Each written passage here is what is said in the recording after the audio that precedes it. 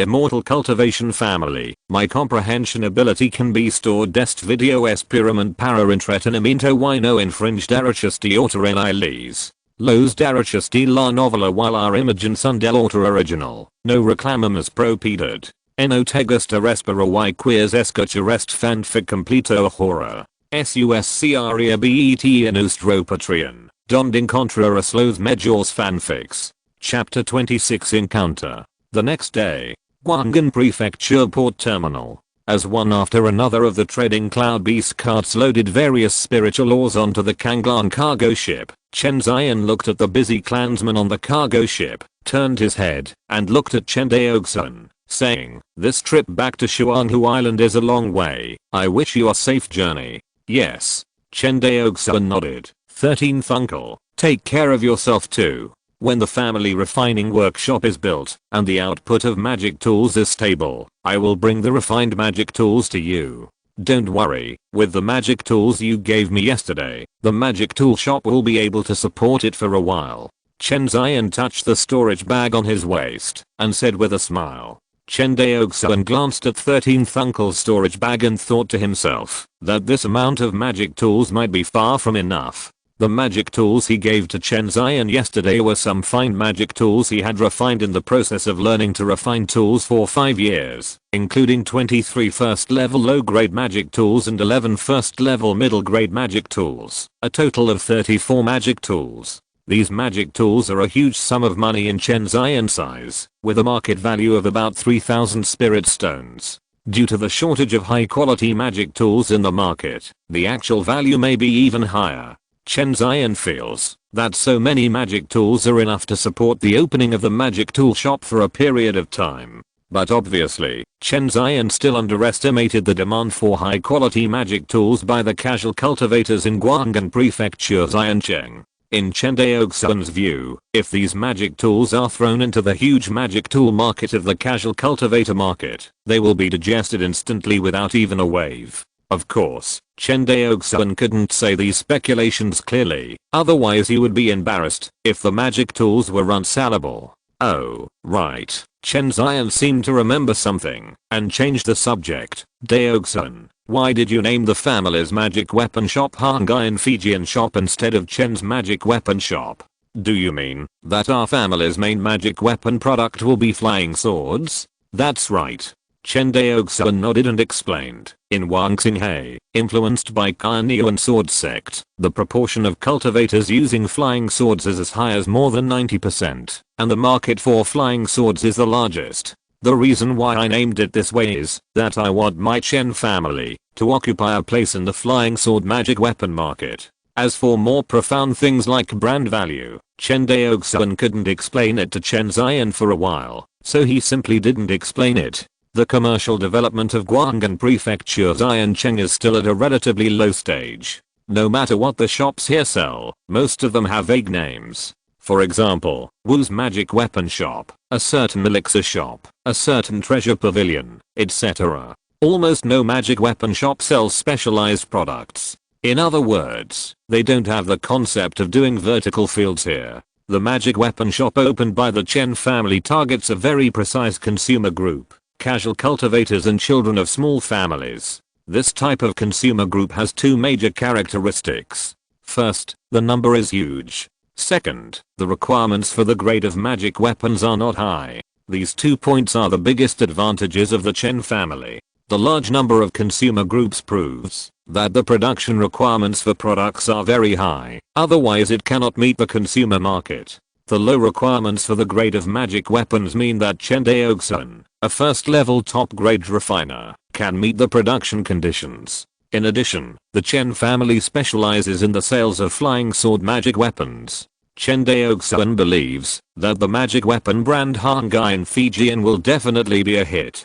Half an hour later, on the stern deck, Chen Daoxuan waved to Chen Daoxuan, whose figure gradually blurred, and turned back to the cabin. The cabin of the Kanglang is divided into 3 floors. The first and second floors are cargo warehouses, with the largest area. The third floor is the cabin, which is used for crew members to live. Chen Daoxuan also lived on the third floor, but unlike the ordinary Chen clan members who squeezed into one room with 5 people, Chen Daoxuan's cabin was a luxurious single room. 7 days later, in the southwest of Huangxing Sea, the Kanglang was sailing in the vast sea against the wind and waves. In the cabin, Chen Daoxuan sat cross-legged on the futon with his eyes closed. During the voyage in Huangxing Sea, he could not practice Gyu and Gong, so Chen Daoxuan put all his energy into practicing chasing wind sword art. It must be said that this time the chasing wind sword art broke through to the great success realm, which greatly increased his strength. Otherwise, relying on the first grade Fiksu sword, at most, he could only severely injure the blood-spotted sea snake, and could not kill it in one blow. Therefore, Chen Daoxuan became more concerned about the practice of chasing wind sword art. After an incense stick, Chen Daoxuan opened his eyes after his epiphany. I didn't expect that the practice of the chasing wind sword art, after reaching the great perfection realm, was so difficult. It took 2 sudden realizations to increase the power of the flying sword from 60% to 80%. Chen Daoxuan sighed. In fact, as early as the second sudden realization, Chen Daoxuan's chasing wind sword art had reached the great perfection realm, and the increase in the power of the flying sword also reached 60%. After 2 consecutive sudden realizations, the increase in the power of the flying sword was only 20%, which made Chen Daoxuan feel a little discouraged. You know, this is the result of his practice, when his comprehension increased tenfold. If he didn't use the ability of the Hongmeng Enlightenment Sutra to store comprehension, and relied on Chen Daoxuan's own practice, I'm afraid that, even if he was given another 10 years, he might not be able to practice the chasing wind sword art from the great perfection to the current realm. No wonder there is no record of the perfect realm in this sword art. Perhaps even the founder of this sword art is not optimistic that the younger generation can practice this sword art to the perfect level. Chen Daoxuan shook his head. Indeed, for a cultivator in the key refining stage, it is really difficult to cultivate a first level sword art to the perfect state. Generally speaking, a cultivator in the foundation establishment stage may be able to cultivate a first level sword art to the perfect state with great effort. But there is no need for that, because they are already qualified to practice the more advanced second level sword art or second level spells. As long as a cultivator in the foundation establishment stage spends a few years to cultivate the second level sword art to the minor success state, the power increase of the flying sword is no weaker than the first level sword art at the perfect level. Why bother to go far? After performing the chasing wind sword art that he had just realized in the cabin, Chen Daoxuan stood up and walked out of the cabin. At this time, a sad and beautiful song sounded in his ears, and Chen Daoxuan felt dizzy. Not good.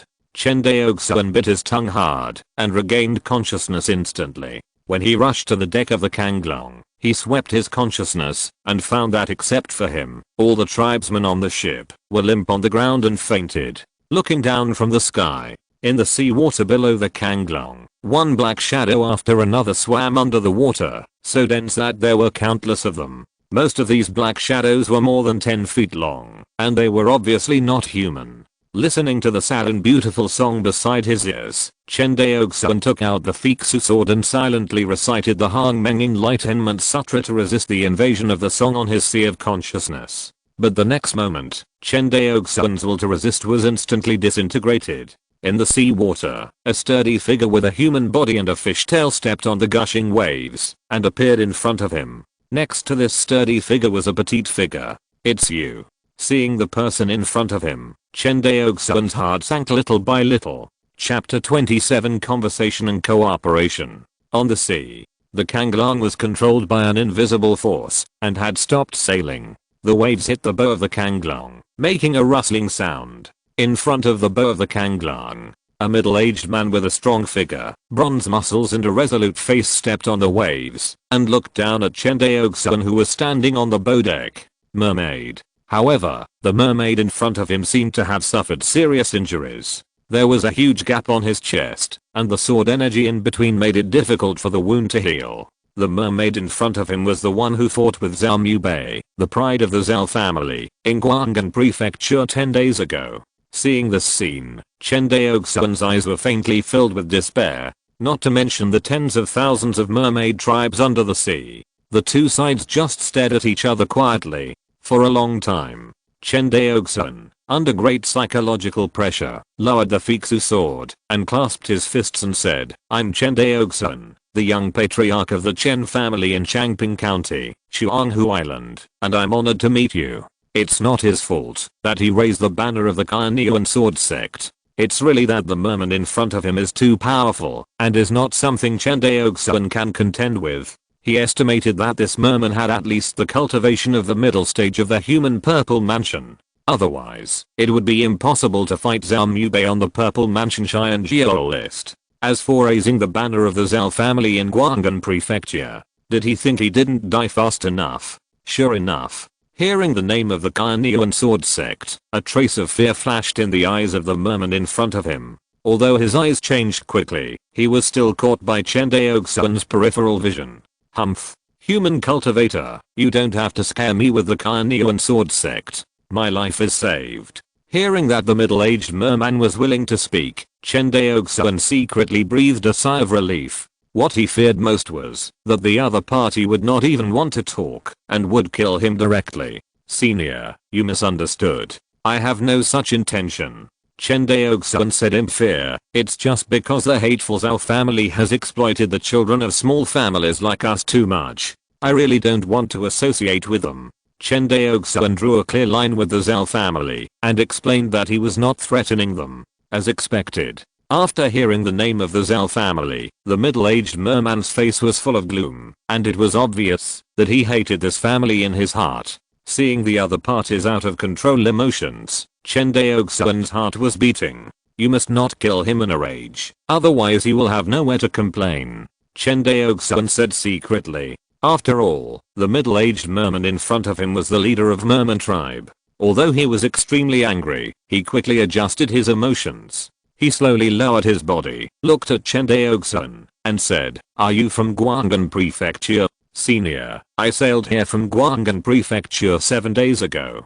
Chen Daoxuan bowed. The middle-aged merman nodded without comment, and then seemed to have discovered something, and waved his hand gently. A red spiritual ore flew out of the cargo hold of the Kanglong, and was held in his palm. It was the spiritual ore that Chen Daoxuan had bought in Guanghan Prefecture's Ironcheng, red copper ore. Although he didn't know what the other party meant, Chen Daoxuan didn't dare to resist at all, so he had to lower his head and wait for the other party to decide. "Human monk, what is this?" the middle-aged merman asked, holding the red copper ore. "Senior, this is called red copper ore, a kind of spiritual ore."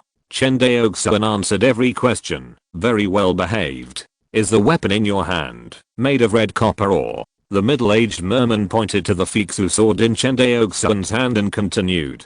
"Senior, the flying sword in my hand is indeed made of spiritual ore, but it is not red copper ore, but several other spiritual ores." Hearing this, the middle-aged merman and the petite female merman next to him looked at each other and nodded. "You are quite honest, unlike other human cultivators who are cunning and treacherous." Chen Daoxuan quickly bowed lower. "Thank you for the compliment, senior. Okay, stand up straight and talk." The middle-aged merman waved his hand. Hearing this, Chen Daoxuan was completely relieved. He knew that his life was saved today. "Let me ask you, don't the children of small families of you human cultivators go to Guanghan Prefecture to sell spiritual ores? Why did you go to buy so many spiritual ores?" Hearing this, Chen Daoxuan struggled in his heart and finally chose to tell part of the truth. "Senior, because there is a weapon refiner in my family, we need to buy spiritual ore to refine magic weapons." "Is the weapon in your hand the magic weapon you mentioned?"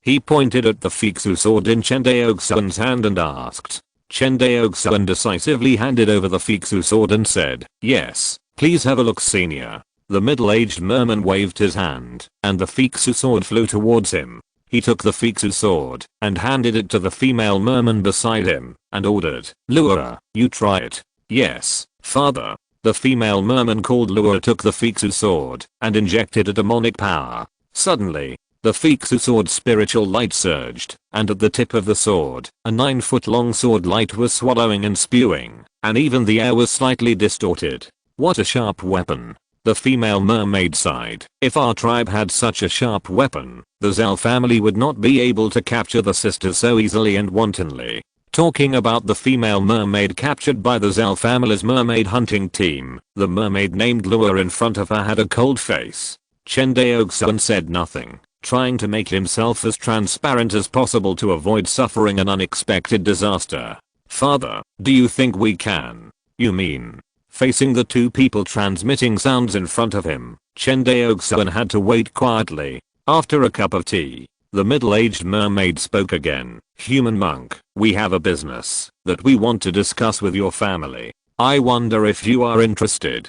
Guessing something, Chen Daoxuan reluctantly said, I don't know what business the senior is talking about. After all, the middle-aged mermaid is the leader of a clan, and he can see the reluctance in Chen Daoxuan's eyes at a glance. He frowned and said, Human monk, we are not like you humans. We will not force you to buy or sell. You can rest assured about this. Please forgive me, senior. That's not what I meant. Chen Daoxuan explained hurriedly. But the other party waved his hand and said, take a look at the price we offer first. Then he glanced at the female mermaid Lua beside him. The female mermaid named Lua immediately nodded in understanding and dived into the sea. Half an incense stick of time. Lua stepped on the waves and appeared in front of the two again. This time, when Chen Daoxuan saw the things she was holding in her hands, his eyes lit up, and his saliva almost flowed out. Spirit shells, spiritual lore, and the spiritual stones that the Chen family currently lack the most. As long as you agree to this business, we will have as many of these things as you want from the mermaid tribe. The middle-aged mermaid looked at Chen Daoxuan and said. Seeing these treasures, Chen Daoxuan immediately stopped pretending to be cautious and said excitedly, Senior, please tell me what business you want to discuss. It can't be blamed that he changed his expression faster than turning the pages of a book. It was really that the price offered by the other party was too high. Si estás escuchando esta novela en canal distinto a mundo fanfic novelas. Significa lo descargaran y sabiran sinas fuso ten invitamos cordialmente a visitar nuestro canal. Mundo fanfic novelas ali encontrarás la versión original de esta historia y podrás explorar muchas otras novelas de diversos géneros. Te esperamos para sumergirte en mundo de novelas increíbles. Chapter 28 Luoli. After listening to the middle-aged merman's narration, Chen Daoxuan was silent. Senior, do you mean to buy magic tools from our family? That's right. The middle-aged merman nodded. After a moment of silence, Chen Daoxuan shook his head. Senior, I'm afraid I can't agree to your request. Hearing this, the middle-aged merman hadn't spoken yet, but Luoli on the side was anxious. Why is that? Do you think the price we offer is not enough? If so, we can. Before the other party finished speaking, Chen Daoxuan smiled bitterly and shook his head. This girl, it's not like that. He paused. After all, your merman race and my human race belong to different races. If your merman race buys magic tools from our Chen family and kills my human race children, let's not talk about whether my Chen family can do it on conscience. Carnean Sword Sect will not let our Chen family go. Hearing this explanation, the middle-aged man and the female merman named Luoli were all silent.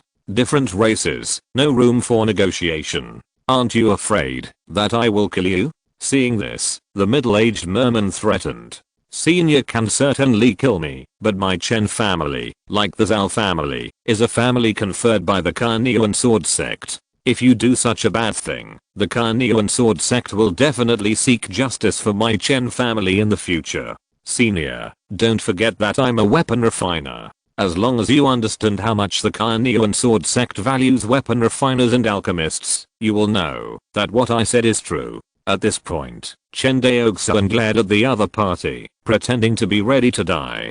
Seeing that Chen Daoxuan suddenly became unyielding, the middle-aged merman suddenly felt a little embarrassed. Deep down, his merman race never wanted to be an enemy of the human race. After all, the human race is the absolute overlord of this world. His merman race can't even beat the small Zhao family, let alone compete with a behemoth like the Carnean Sword Sect. It's just that sometimes you don't want to be an enemy of others, but others just want to bully you. For example, the Zhao family of Guanghan Prefecture. In order to breed Lingui, they did not hesitate to capture mermaid women and even imprisoned mermaid men as studs, allowing them to reproduce and serve as slaves for the Zhao family for generations.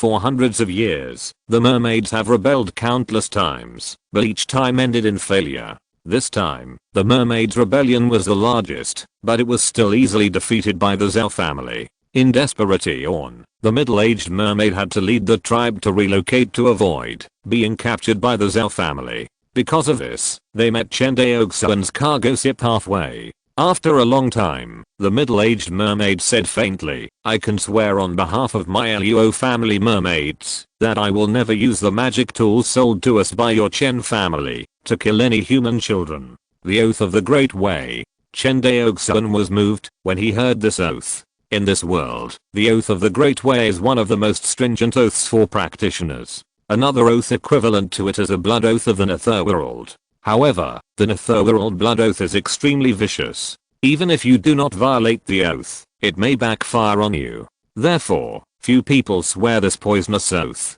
Seeing the middle-aged mermaid swearing this oath, Chen Daoxuan estimated that the time was almost right. If he continued to force the other party, it might be counterproductive.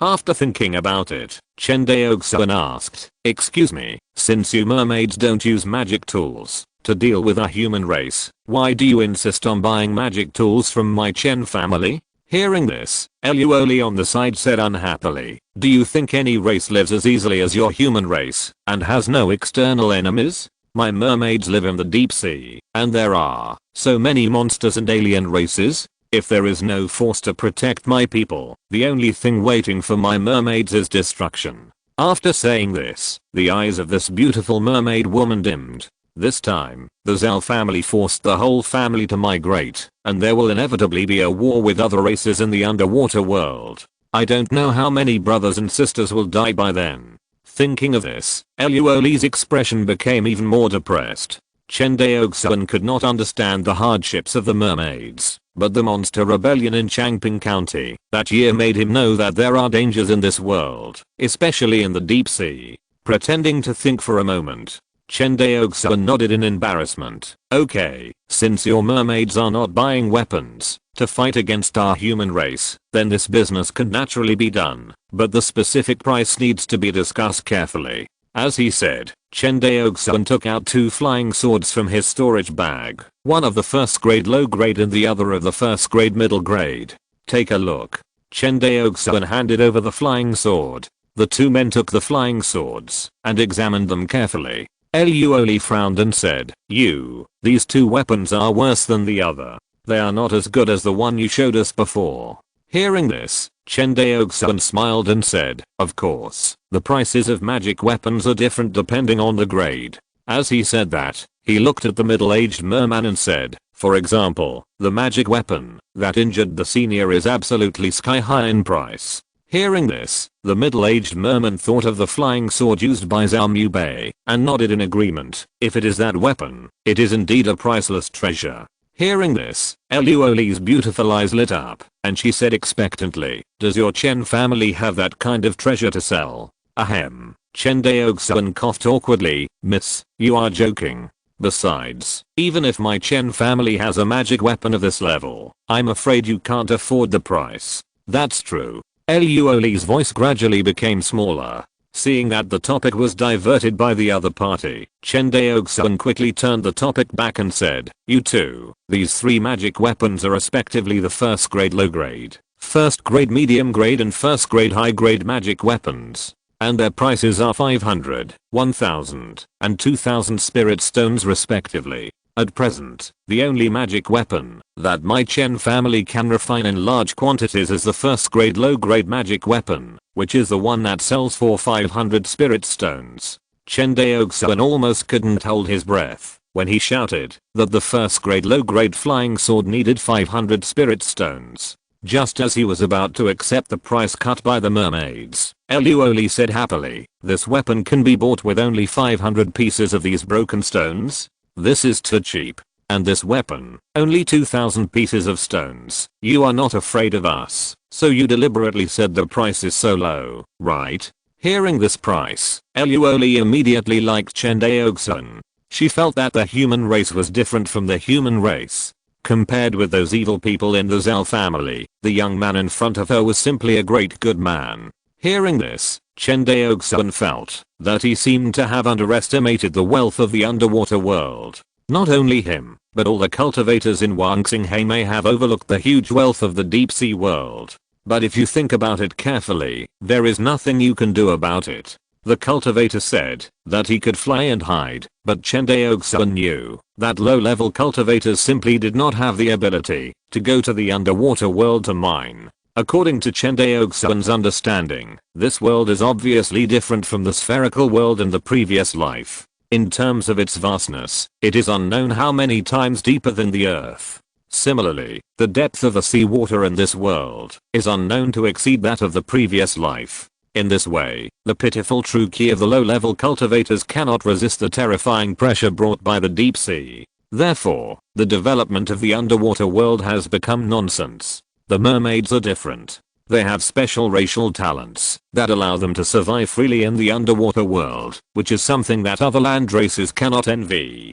Thinking of this, Chen Daoxuan looked at Luoli and suddenly became extremely eager. Chapter 29, Clan Meeting. Why are you looking at me like that? Did I say something wrong? Luoli felt a little uneasy when Chen Daoxuan looked at her, and she said angrily, "Ahem, Miss Luo, you are wrong."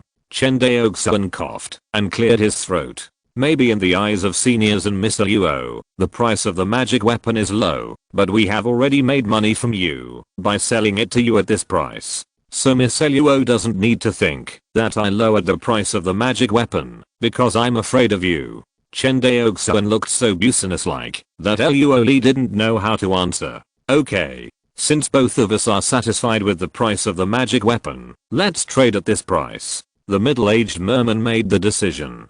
Chen Daoxuan was afraid that the other party would go back on his word, so he nodded and said, okay. After reaching a preliminary cooperation intention, the atmosphere between the two sides suddenly eased. The middle-aged merman pointed at the merman woman next to him and said with a smile, "This is my daughter Luoli.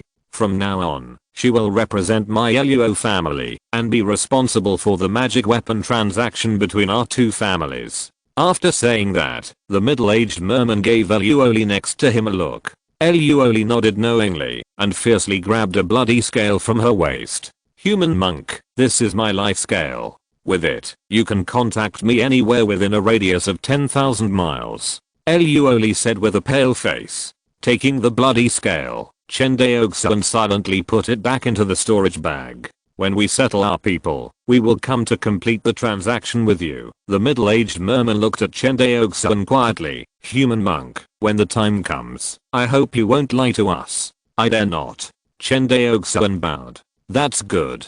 After saying that, the middle-aged merman and the merman woman named Luoli jumped into the water with a splash and disappeared. Looking down from the sky, the dark mass of mermaids under the sea gradually went away and finally disappeared. Half an hour later, the clansmen on the Kanglang woke up one by one. When the panicked clansmen gradually calmed down under the comfort of Chen Daoxuan, they drove the Kanglang again and continued to move towards Shuanghu Island. 20 days later, the Kanglang returned safely to the deep water port of Shuanghu Island without any accidents on the way. Shuanghu Island, Changping County, Chen's Ancestral Hall. The Chen's Ancestral Hall is not only the ancestral hall for the Chen family of Shuanghu Island to worship their ancestors, but also the highest power center of the family. In the past 300 years, various forms of clan meetings held here have determined the fate and rise and fall of the Chen family. Chen Daoxuan sat in the original position of Chen Zian, looking down at the Chen clan members standing in 2 rows below, and couldn't help feeling emotional.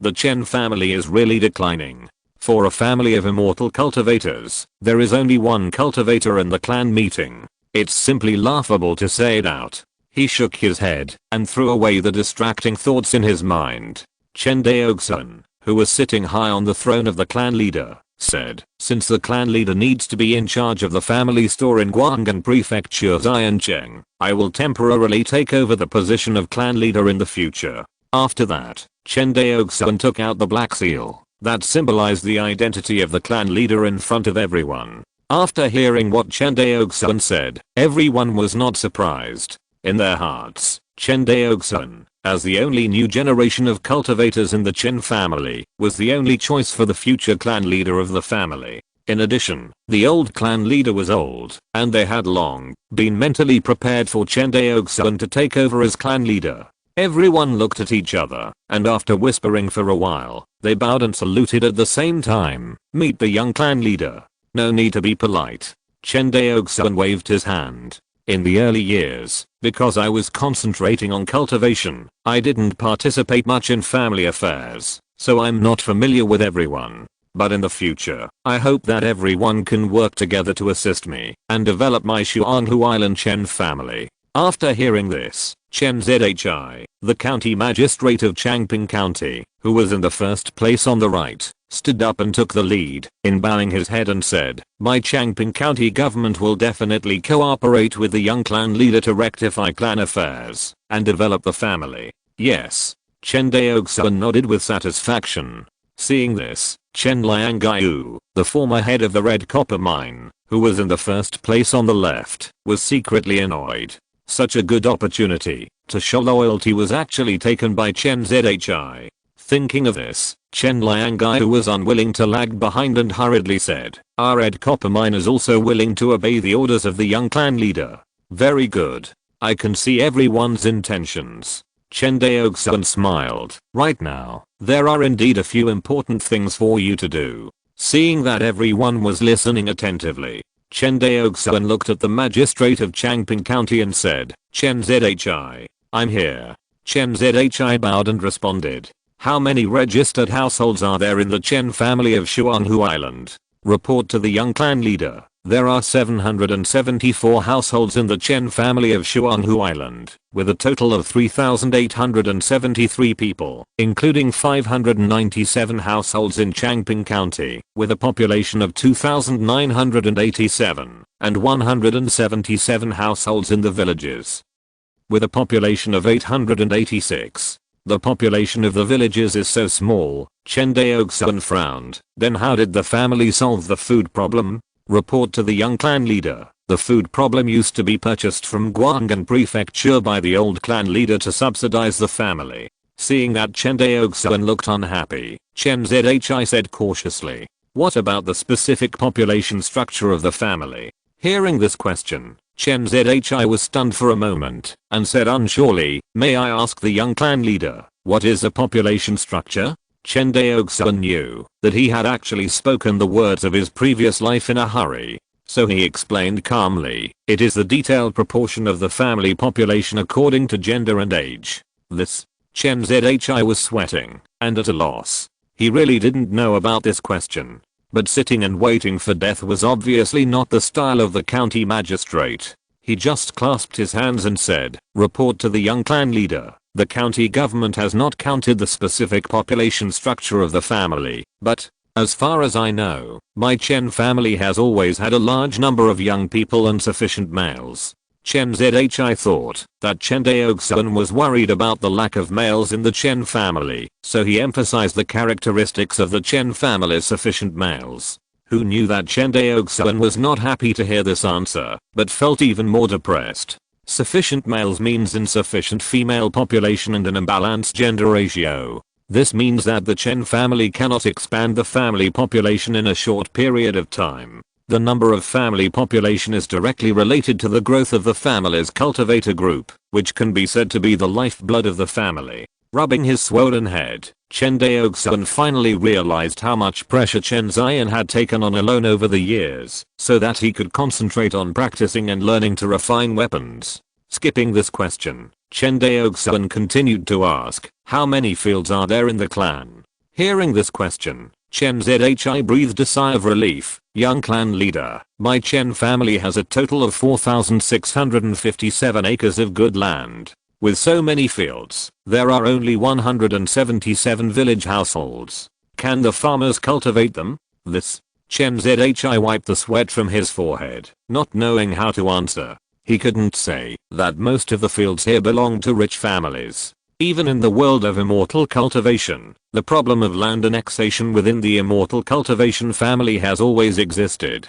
Even the small Chen family has such a problem. It's just that the cultivators are usually high above, and they don't care about these problems at all. If the mortals make a serious fuss, the cultivators will use their extraordinary power to forcibly break up the inherent class and redistribute the benefits. Seeing that the other party could not answer, Chen Daoxuan continued to ask, then how big is the land area of my Shuanghu Island? Your county government should know it, right? I don't know. Feeling the growing power of Chen Daoxuan, the county magistrate Chen Zhi didn't even dare to raise his head.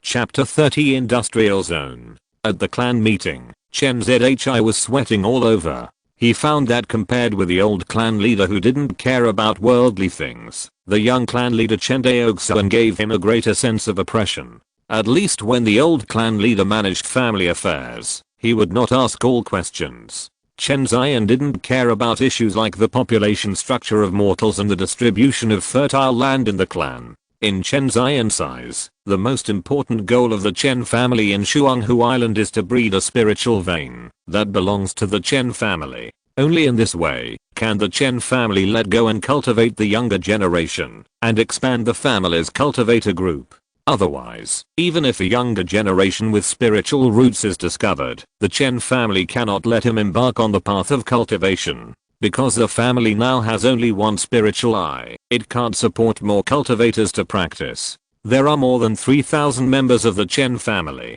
According to the probability of mortals giving birth to spiritual roots, there is probably 1 out of 100 mortals with spiritual roots. In other words, the current Chen family has at least more than 30 seeds of immortal cultivation with spiritual roots. But they suffer from the lack of spiritual energy and cannot let them embark on the path of cultivation. Even if they are forced to take the path of cultivation, the final result of these people can only be to betray the family and become independent cultivators. After a long time, Chen Daoxuan said 3 things. He raised 3 fingers. First, order the county government to investigate the detailed population structure of the family immediately. I want to know the number of children under 10 years old, the number of young and middle-aged people between 10 and 40, the number of middle-aged and elderly people between 40 and 60, and the elderly population over 60. In addition, how many couples in the family can have children, how many unmarried men there are,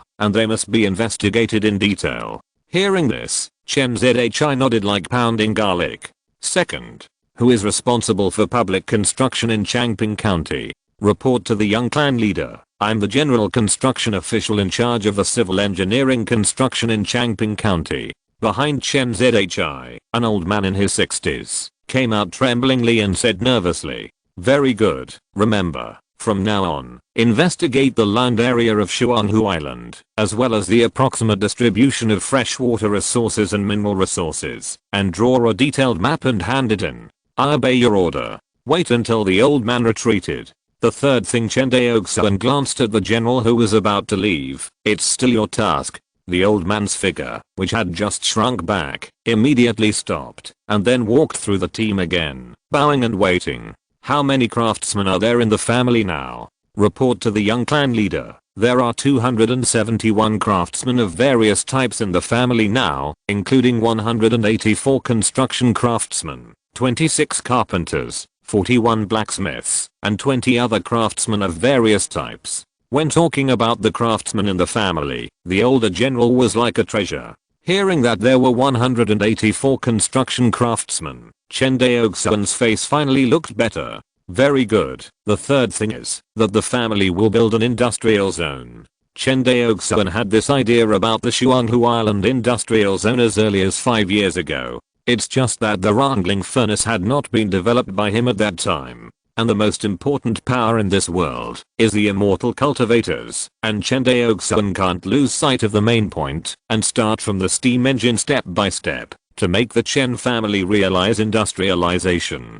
Besides, even if the industrialization achievements of the previous life could be established, it would take hundreds of years. By then, Chen Daoxuan, who was devoted to this, would have died long ago, and he would have no energy and time to practice. He did not forget what was the most fundamental thing for him. In addition to inheriting the legacy of Chen's ancestors, there was another important reason for Chen Daoxuan to develop and expand his family, which was to provide the necessary resources for his practice. As we all know, the more advanced a cultivator is in practice, the more resources he consumes. Wealth, companions, law, and land. To sum it up, it can be summed up in one word: resources. Industrial zone.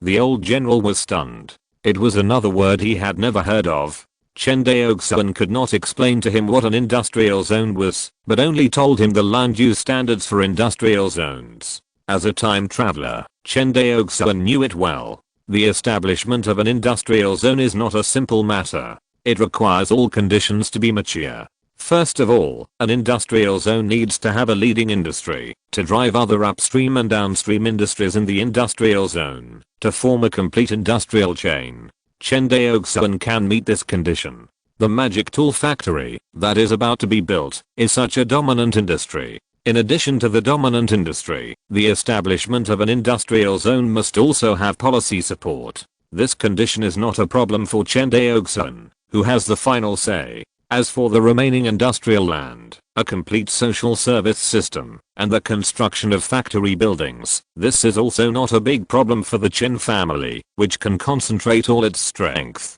The only problem now is that the Chen family has no qualified industrial workers. Although the magic tool factory that is about to be built is just a small workshop, but Chen Daoxuan estimated that at least 12 to 15 mature angling furnace operators are needed to cooperate with him to produce magic tools with the greatest efficiency. Thinking of this, Chen Daoxuan waved his hand and said, "Chen Yuan Ko and Chen Liangai stay, and the others can leave first." Everyone looked at Chen Daoxuan, and then looked at each other, saying, "Young patriarch, I will take my leave." When everyone left, only Chen Daoxuan, Chen Liangai and the unnamed veteran Zoyuan were left in the meeting hall of the entire ancestral hall. Chen Daoxuan looked through the list of county officials and found the name of the veteran official Chen B. Wang. As the head of the red copper mine, Chen Liangai was the person in the family who was most familiar with Chen Daoxuan. Not only was Chen Daoxuan responsible for checking the output of the red copper mine every year, but also because Chen Daoxuan often lacked red copper ore for refining tools, he went to the mine to beg for money. After a few visits, the two became more familiar with each other. Of course, this familiarity was what Chen Liangai thought. In Chen Daoxuan's mind, he, the head of the mine, was not much different from other members of the Chen clan. However, with the violent mining of the red copper mine during this period, the red copper veins were completely exhausted. Chen Liangai, the head of the red copper mine, also lost his former status. Although he still stood side by side with Chen Zhi, the county magistrate, in the clan meeting. But Chen Liangai knew in his heart that, after losing the identity of the head of the red copper mine, he could no longer be compared with Chen Zhi. Chen Daoxuan didn't care about Chen Liangai's thoughts, but cast his eyes on Chen B. Wang. "Chen Yuan Ko, did you understand what I just said about the site selection of the industrial zone?" "I understand." Chen B. Wang, with grey hair on his temples, nodded hurriedly. In addition to the site selection of the industrial zone, there is also the construction of the factory building. As he spoke, Chen Daoxuan took out a stack of drawings from his storage bag. This was the factory building structure design drawing he had carefully drawn for 5 years. As an old craftsman, Chen B. Wang was curious about this design drawing, but he quickly understood the factory building drawn on this drawing. He nodded immediately and said, "If the workshop building is built in this style, our craftsmen will definitely have no problem." Hearing this assurance, Chen Daoxuan felt better. "How long will it take you to build this factory building at the earliest?" 6 months will be enough. Hearing this, Chen Daoxuan frowned. "Why does it take so long?" "Young clan leader, according to the material requirements on this drawing, we need top quality bluestone to build the factory building, but there are not many stonemasons in the clan, and the speed of polishing bluestone may be a bit slow." To the end, Chen B. Wang's voice became smaller and smaller. Chapter 31 Flying Sword Cutting. Half a year is too long. Chen Daoxuan shook his head. He looked at Chen B. Wang, who was silent, thought for a while and said, "Forget it, I'll go to your stone processing workshop later." "Yes, young clan leader." Hearing this, Chen B. Wang breathed a sigh of relief. After instructing Chen Yuan Ko, who was responsible for building the family's public buildings, Chen Daoxuan turned to look at Chen Liangaiyu, the former head of the red copper mine. Seeing Chen Daoxuan's eyes on him, Chen Liangaiyu had a flattering smile on his face. "Head Chen, how is the mine now?" Chen Liangaiyu's smiling face collapsed when he heard Chen Daoxuan talking about the mine. He said in a slightly complaining tone, "Young clan leader, the mine is now closed and all the workers in the mine have gone home to rest. Oh, by the way, the red copper, or mined from the mine, is stored in the storage room. I have been personally responsible for guarding it during this period to ensure that there are no problems." After hearing this, Chen Daoxuan nodded without comment.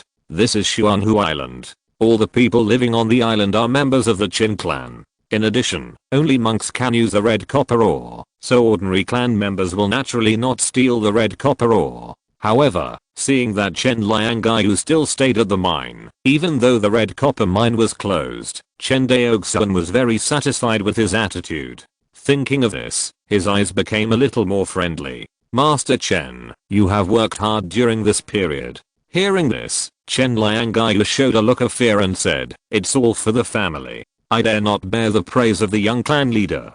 After a moment of silence, Chen Daoxuan continued, "How about this? I will give you a new job. If you do this job well, it will definitely not be worse than being the master of the red copper mine in the future." Chen Daoxuan saw what Chen Liangaiyu was thinking at a glance, and said with a smile, "I wonder what you think?" Hearing that there was a new job for him, Chen Liangaiyu almost jumped up with joy. He suppressed his excitement and said in a trembling voice, "Chen Liangaiyu is willing to go through fire and water for the family, and he will do anything for it." "You don't have to go through fire and water." Chen Daoxuan smiled and waved his hand. Then his face became serious. "I want you to select a group of men aged 16 to 18 in the family, who must be literate and smart. You should select 15 people first, and gather in the family's underground fire room tomorrow morning." "Yes." Chen Liangaiyu bowed and said excitedly. Watching Chen Liangaiyu leave, Chen Daoxuan looked at Chen Biwang, who was waiting on the side, and said, Let's go to the stone processing workshop first." "Yes, young clan leader." Changping County, Stone Processing Workshop. As the only stone processing workshop in Changping County, the stone bricks produced here are divided into 3 types. They are red stone bricks, white stone bricks, and the best quality blue stone bricks. Along the way, as they walked, the old craftsman Chen Biwang introduced Chen Daoxuan. "This is the family's stone workshop. The stone bricks of every household in Changping County are all produced here. This workshop is only about a few hundred square meters, and there are only a dozen craftsmen working. Although everyone is sweating profusely, the efficiency is still shockingly low." Chen Biwang continued to introduce, "The stone materials here require quarrymen to mine raw stones from the mountains, and then process them into finished bricks through the workshop." As he said, Chen Biwang picked up a processed blue brick from the basket next to the craftsman, and handed it to Chen Daoxuan. "Young patriarch, please take a look." In front of him, this blue brick is about 7 inches long, 3 inches wide, and 2 inches thick. It is blue all over and faintly glows with jade. It doesn't look like a stone, but jade. This is the best stone brick that the Chen family can make.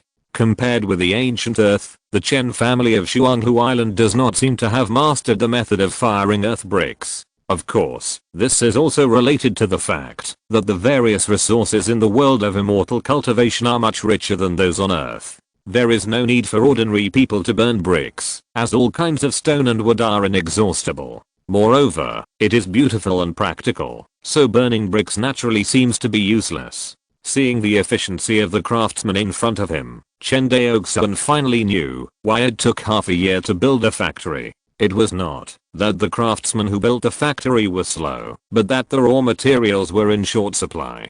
After thinking about it, Chen Daoxuan turned around and asked, "Can the raw stone materials in the quarry be supplied?" After hearing this, Chen Biwang did not react for a while. After a while, he nodded suddenly, "Yes. The work in the quarry is all brute force work, and it is easy to find people." Finally heard a good news. Chen Daoxuan ordered. I'll give you half a day. You go to Chen Zhi and ask him to organize the clansmen to transport all the raw stone materials from the quarry back. Although he didn't know what Chen Daoxuan was up to, facing the young patriarch who had just taken control of the family, Chen Biwang did not dare to disobey. Soon, Chen Zhi, who was organizing a survey of the family population, received a new order from Chen Daoxuan. Facing Chen Daoxuan's order, Chen Zhi did not dare to neglect it. He immediately organized people to go to the quarry to transport raw stones. Fortunately, most of the mortals on Shuanghu Island were warriors in the mortal realm. In one afternoon, more than 3,000 cubic meters of raw stones were transported back to the yard of the stone processing workshop by the Chen clan. In the afternoon, the courtyard outside the stone processing workshop was full of onlookers. They were all temporary workers organized by Chen Zhi to transport stones. No one knew what the young clan leader was going to do. In the courtyard, Chen Daoxuan looked at the bluestone materials piled up in front of him and sighed in his heart. He had to be a coolie again. He slightly raised his Danshan True Key, and the bluestone was suspended in the air under the control of the True Key. Then, the red shadow flying sword flew out of the storage bag, and the flying sword was shining. Swish! The courtyard of the stone processing workshop was full of sword light. In the blink of an eye, the huge bluestone material of 10 feet square was cut into small bricks by the flying sword. Outside the courtyard, the Chen clan members all looked as if they had seen a ghost when they saw this scene. Although they knew that the cultivators were powerful, the scene in front of them was beyond their imagination. As Chen Daoxuan's flying sword cut, the bluestone materials in the courtyard became less and less, and the blue bricks piled up more and more. In just one afternoon, 3,000 square meters of stone were cut into blue bricks with good appearance by Chen Daoxuan alone. Gulp. Chen Biwang stood in the yard and swallowed unconsciously. He finally understood why the patriarch of the Chen clan could only be a cultivator and not a mortal. With so many stones, even if all the stone masons of the Chen clan worked overtime, it would take at least several months to process all the stones into bricks. But now, all the stones were processed by the young patriarch alone in just 3 hours. How could such a power of ghosts and gods be comparable to that of mortals? Thinking of this, Chen Biwang became more and more awed by Chen Daoxuan, the young patriarch. Chapter 32. Cultivation speed increases. After a busy afternoon, Chen Daoxuan felt satisfied as he looked at the bluestone bricks neatly stacked in front of him, filling the whole yard. He turned around and looked at Chen Biwang next to him, saying, "Are there enough bricks to build the factory now?" "Yes, definitely enough." Chen Biwang nodded woodenly. "Then, I ask you to build the factory within a month. Can you complete this task?" "Yes." Chen Biwang glanced at Chen Daoxuan, fearing that the other party would not believe him, and emphasized, "I definitely can." "That's good."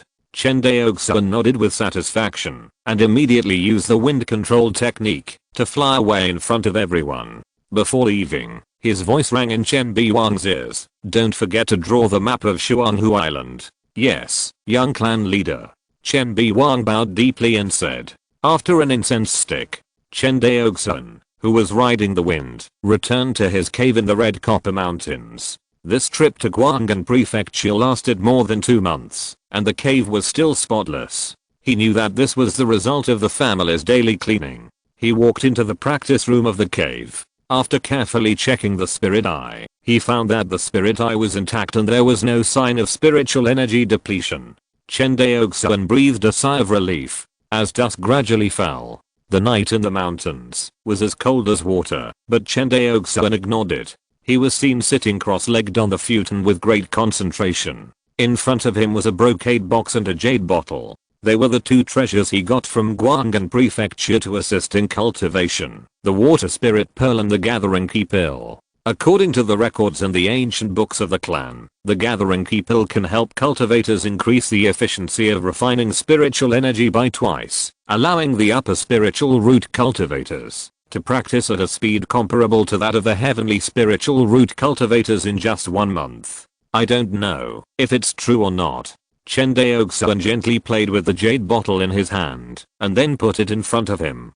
He then opened the brocade box again, and a marble-sized water spirit pearl, which exuded vitality, appeared in front of him. The water spirit pearl can purify spiritual energy, thus allowing cultivators to increase the speed of refining spiritual energy. What's more rare is that the water spirit pearl is not like an elixir and will not have elixir poison and can always help with cultivation.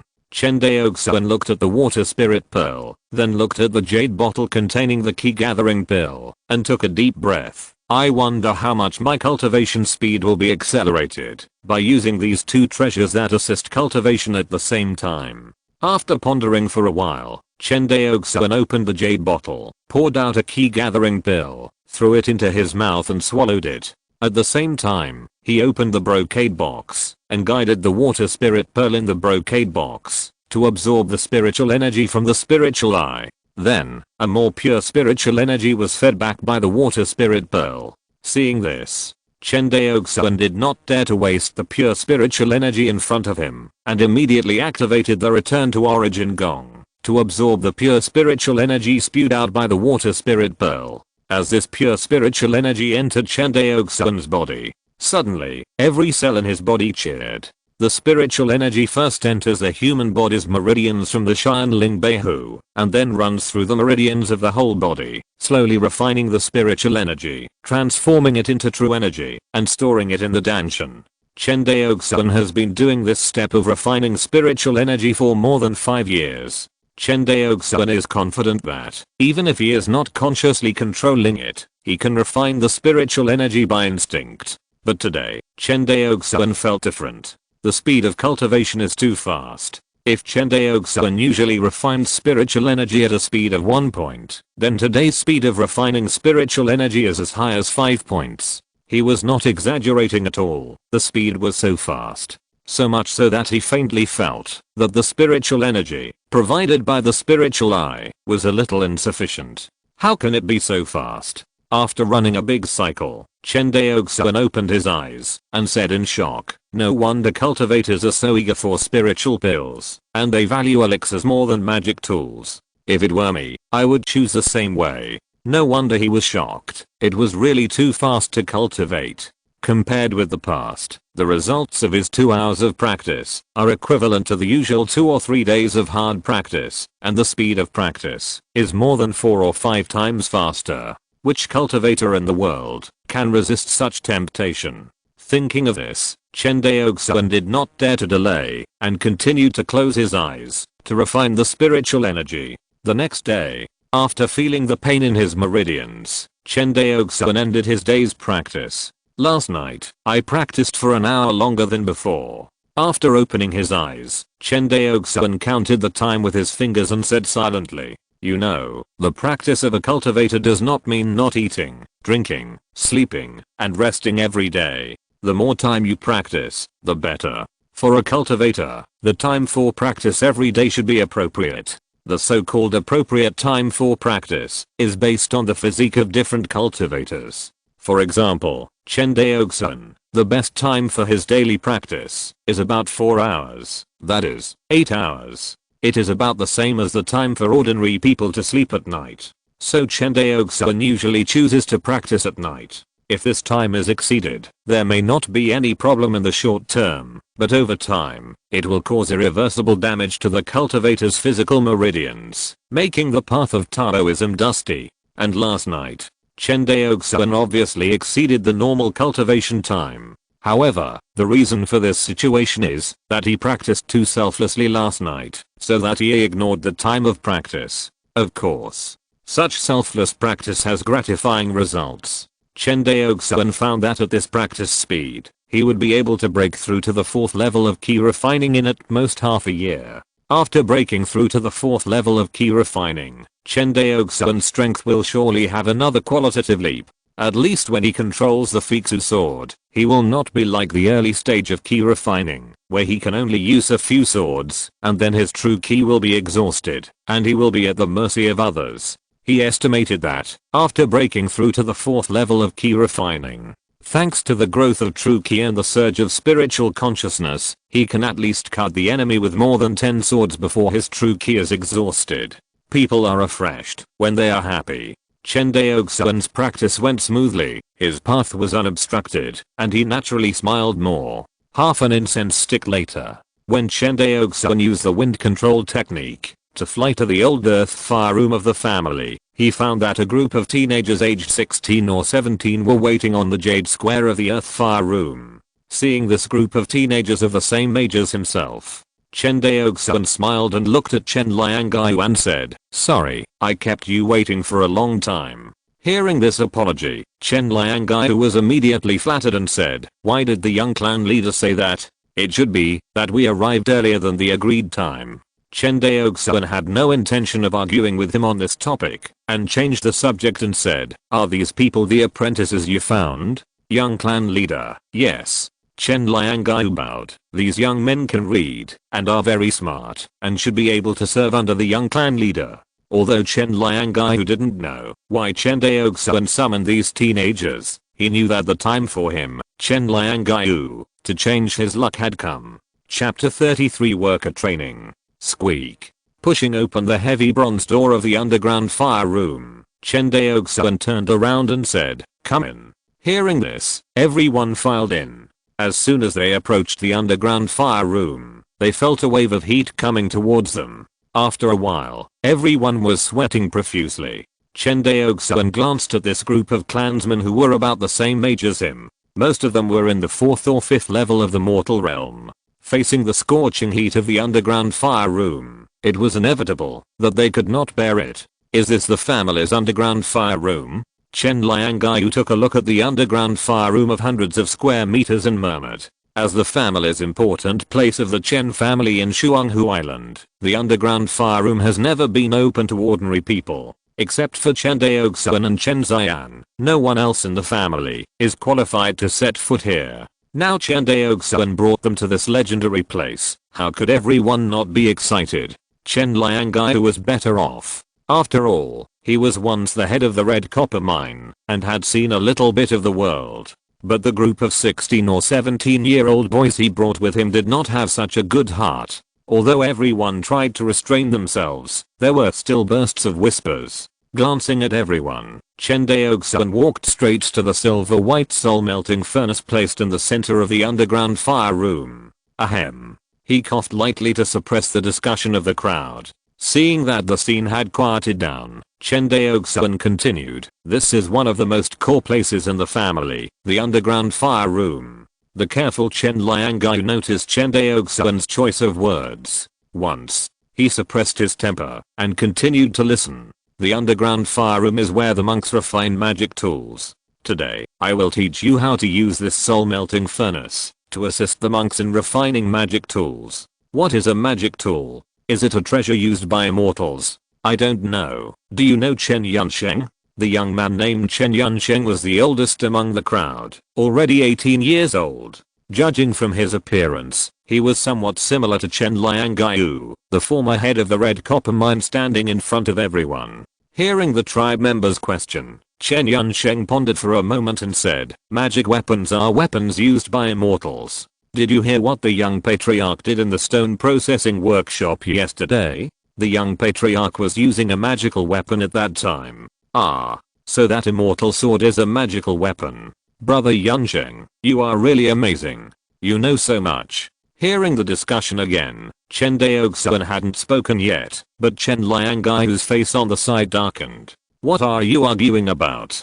Don't you listen carefully? And you, Chen Yunsheng, if you keep talking, I'll deal with you when I get back." Chen Liangaiyu scolded in a low voice. Seeing this scene, Chen Daoxuan didn't care much. After all, he was a teenager. If every young man in the tribe was as mature as him, it would be abnormal. Under Chen Liangaiyu's scolding, the scene returned to silence again. Seeing that everyone was quiet, Chen Daoxuan began to tell everyone about the operating principle of the wrangling furnace.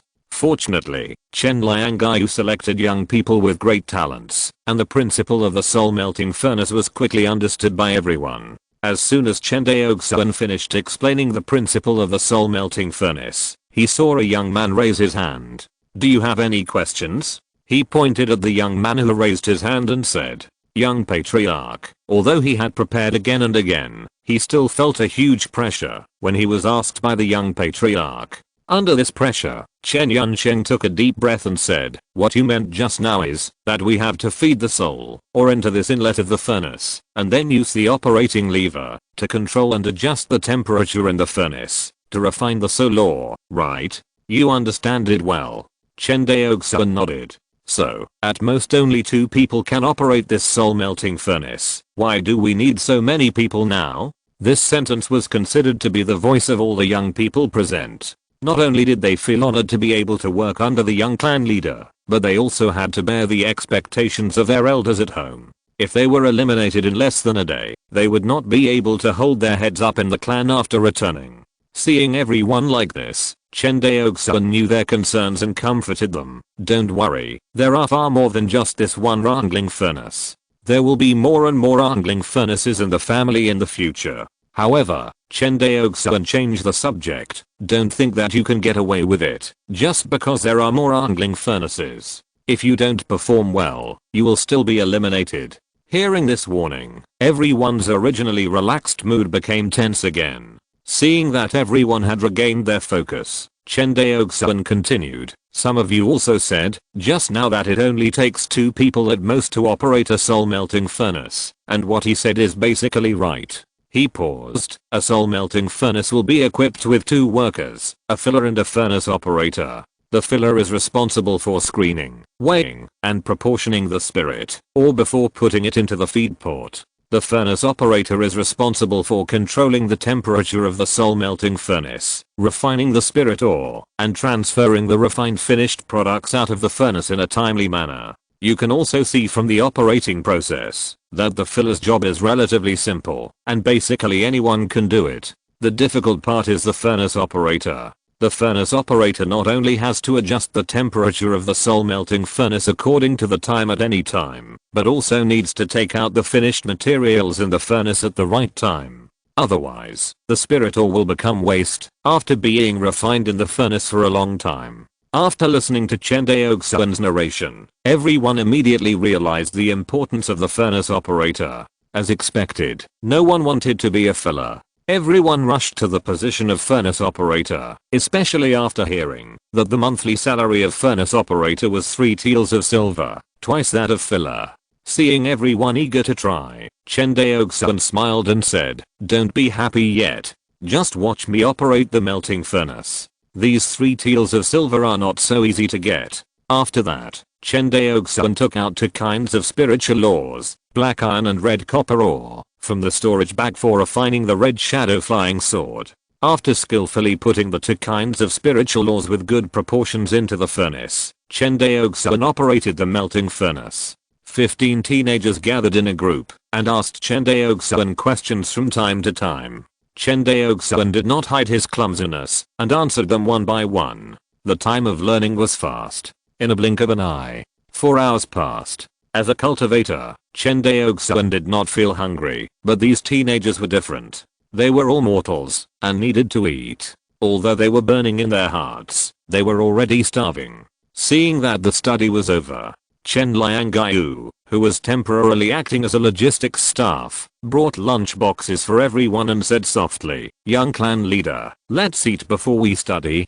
Hearing this, Chen Daoxuan realized that everyone had been studying for a day. Then he said apologetically, "I neglected it. Let's eat first. After dinner, I will continue to teach you the skills of controlling the temperature with the operating lever." When the teenagers heard this, their eyes lit up, and they nodded hurriedly. Chapter 34 Factory Building Completion. Next. For a whole week, Chen Daoxuan spent almost all of his time in the underground fire room, teaching the 15 teenagers the skills to control the melting furnace. Hard work pays off. With Chen Daoxuan's careful teaching and many teenagers' dedicated study, the results of this week are very gratifying. Some teenagers have been able to independently refine spiritual ore materials. In the underground fire room, the heat wave hits people. A group of sweaty teenagers, with their upper bodies naked, surrounded the melting furnace and watched another teenager controlling the melting furnace. It's just different from a week ago. The teenager who controlled the melting furnace this time was not Chen Daoxuan, but the teenager named Chen Yunsheng. Chen Yunsheng stared at the melting furnace intently, turning his head from time to look at the hourglass used for timing. Unlike the monks, who use the melting furnace, they can also use their spiritual consciousness to observe the state of the materials in the furnace so as to adjust the temperature in time. When mortals use the melting furnace, they can only use the timed and quantitative methods to strictly adjust the temperature in the furnace according to the production steps, so as not to waste the spiritual ore. Although he had done a lot of preparation in his mind, when he really started to operate, Chen Yunsheng still felt a huge pressure. He glanced at Chen Daoxuan not far away, and found that the other party pursed his lips and said nothing, without any intention of giving any instructions. Seeing this, Chen Yunsheng gritted his teeth, made up his mind, and directly operated according to the operation manual given by Chen Daoxuan, and stopped thinking about it. Time passed by minute. As the wrangling furnace ran smoothly as usual, Chen Yunsheng's heart gradually relaxed. Seeing that the other party was no longer nervous, Chen Daoxuan's mouth corners slightly raised an arc. He had originally planned that Chen Yunsheng would fail in the refining, but he didn't expect that the other party would succeed in the first time. Using the wrangling furnace to refine spiritual ore is not an easy task for mortals without divine consciousness. It is necessary to operate absolutely according to the specifications in the operation manual, and there must not be the slightest mistake. Obviously, Chen Yunsheng did it. Through the soul melting furnace, Chen Daoxuan observed a group of red liquid merging together, and the spiritual charm of the spiritual ore was also slowly merging under the effect of the soul melting array. After the spiritual charm on the red liquid was completely fused, the spiritual pressure in the furnace suddenly surged, and the soul melting furnace was affected by the spiritual pressure, and a rapid chirping sounded. Woo! Hearing this familiar chirping sound, Chen Yunsheng was ecstatic. He knew that he had succeeded. He immediately manipulated the operating lever and transferred the red liquid out of the soul melting furnace under the effect of the floating array. Watching the red liquid fly out of the discharge port of the soul melting furnace, Chen Daoxuan smiled slightly and immediately circulated his true energy to take over the red liquid and then shaped and melted it. An hour later, a bright red flying sword appeared in front of everyone. It was the first low-grade flying sword recorded in the family's refining heritage, the red shadow flying sword. Oh, great. Success. Haha. Seeing this scene, all the young people at the scene danced and cheered violently. As for Chen Yunsheng, who successfully operated the wrangling furnace, they were surrounded by the crowd like a hero. Even Chen Liangaiyu, who had been accompanying them to attend classes for a week, was full of smiles on his serious face at this moment. When he turned his eyes to Chen Yunsheng, a hint of pride was faintly revealed in his eyes. Chen Daoxuan seemed to notice Chen Liangaiyu's eyes and nodded at him with a smile. Seeing the affirmative look of the young patriarch, Chen Liangaiyu was even more excited. After these 7 days, Chen Liangaiyu clearly knew that compared with the family's former red copper mine, this magic weapon factory that was about to be built was many times more important. It can even be said that this magic weapon factory will be the lifeblood of the Chen family on Shuanghu Island in the future. During this period, he handled logistics, arranged everyone's study and mealtime, and was busy all the time. Chen Daoxuan saw it all. If nothing unexpected happens, he is likely to be the director of this magic weapon factory in the future. Chen Liangaiyu thought about it, and it seemed that the young patriarch used this word. While he was dreaming, Chen Daoxuan's voice rang in everyone's ears. Well done. It seems that you have worked very hard during this period of time and have lived up to my and the family's expectations. Chen Daoxuan patted Chen Yunsheng on the shoulder and praised him. After this period of time, everyone's attitude towards Chen Daoxuan has changed from awe to respect. In the eyes of everyone, Chen Daoxuan not only possesses power that ordinary people can hardly imagine, but is also a knowledgeable person. It seems that there is no truth in the world that he does not understand. During this period of time, no matter what questions everyone raised, it seemed that they could find the correct answer from Chen Daoxuan, which made everyone recognize the successor of the patriarch from the bottom of their hearts. He praised Chen Yunsheng. He then appointed Chen Yunsheng as the teacher of the 15 teenagers and continued to teach them how to operate the wrangling furnace. And he took time out from the heavy teaching tasks. After explaining everything to everyone, Chen Daoxuan turned to look at Chen Liangaiyu and said, "Master Chen, I have something to talk to you about." When Chen Liangaiyu heard this, it was as if he heard the music of heaven, and his bones all softened a little. He lowered his head and said, "Yes, young clan leader." The two walked out of the earth fire room one after the other. Chen Daoxuan used the wind control technique to roll up the figures of him and Chen Liangaiyu and flew down the mountain. This was the first time Chen Liangaiyu flew in the sky, and he was a little panicked for a while. But he was a 7th level innate warrior after all, so he quickly adjusted his mentality and stood beside Chen Daoxuan respectfully. Seeing him like this, Chen Daoxuan nodded with satisfaction and said, "Master Chen, I have seen your performance during this period. Now, on behalf of the family, I will appoint you as the first director of the magic weapon factory. Your main task in the future is to adjust the production time of the factory's melting furnace according to my working hours and increase the factory's magic weapon output." "Yes." Liangaiyu promises to complete the task. Chen Liangaiyu said excitedly. During this period of time, he followed Chen Daoxuan and learned from him, which made him understand what Chen Daoxuan meant by adjusting the production time of the wrangling furnace. It usually takes 4 hours for the wrangling furnace to produce the semi-finished red liquid mass. That is to say, before Chen Daoxuan entered the factory, he had to start 4 hours in advance and arrange a wrangling furnace to enter the working state every hour. Only in this way can Chen Daoxuan ensure that he can refine the red shadow flying sword uninterruptedly. According to the efficiency of refining a flying sword in 1 hour, Chen Daoxuan can refine a maximum of 4 to 5 flying swords a day without delaying the management of family affairs and affecting his own cultivation. Of course, this is only theoretical data. The specific situation will have to wait until the completion of the magic weapon factory and put it into actual production to know. But in any case, the production efficiency under this production method is dozens of times faster than that of the traditional refiner's bare hands. In the following days, more and more teenagers have mastered the method of controlling the wrangling furnace and transformed from ordinary apprentices into qualified furnace operators. Of course, in this process, it is inevitable that the spiritual ore is refined and wasted. It can even be predicted that in the future, when the magic tool factory enters the production stage, there will be cases where the furnace operators will waste the spiritual ore. But these losses can be completely ignored for the Chen family, which has made the leap from manual production to machine production. A month later, when Chen Daoxuan refined the 5th spiritual melting furnace, another good news came to his ears. The factory building of the family magic tool factory was completed.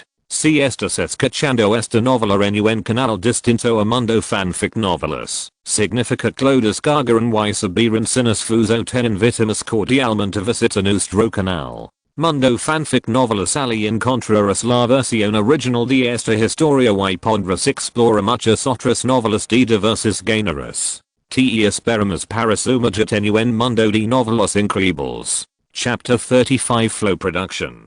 The industrial zone planned by Chen Daoxuan is located in the vast plain area east of Changping County. From here, continue eastward to reach the only port of Shuanghu Island. The reason why Chen Daoxuan placed the industrial zone here is not only to make land planning in advance for the future expansion of the industrial zone, but also to facilitate the import and export of magic tools and spiritual ore raw materials. The only inconvenience is that this is a suburb outside the county seat of Changping County.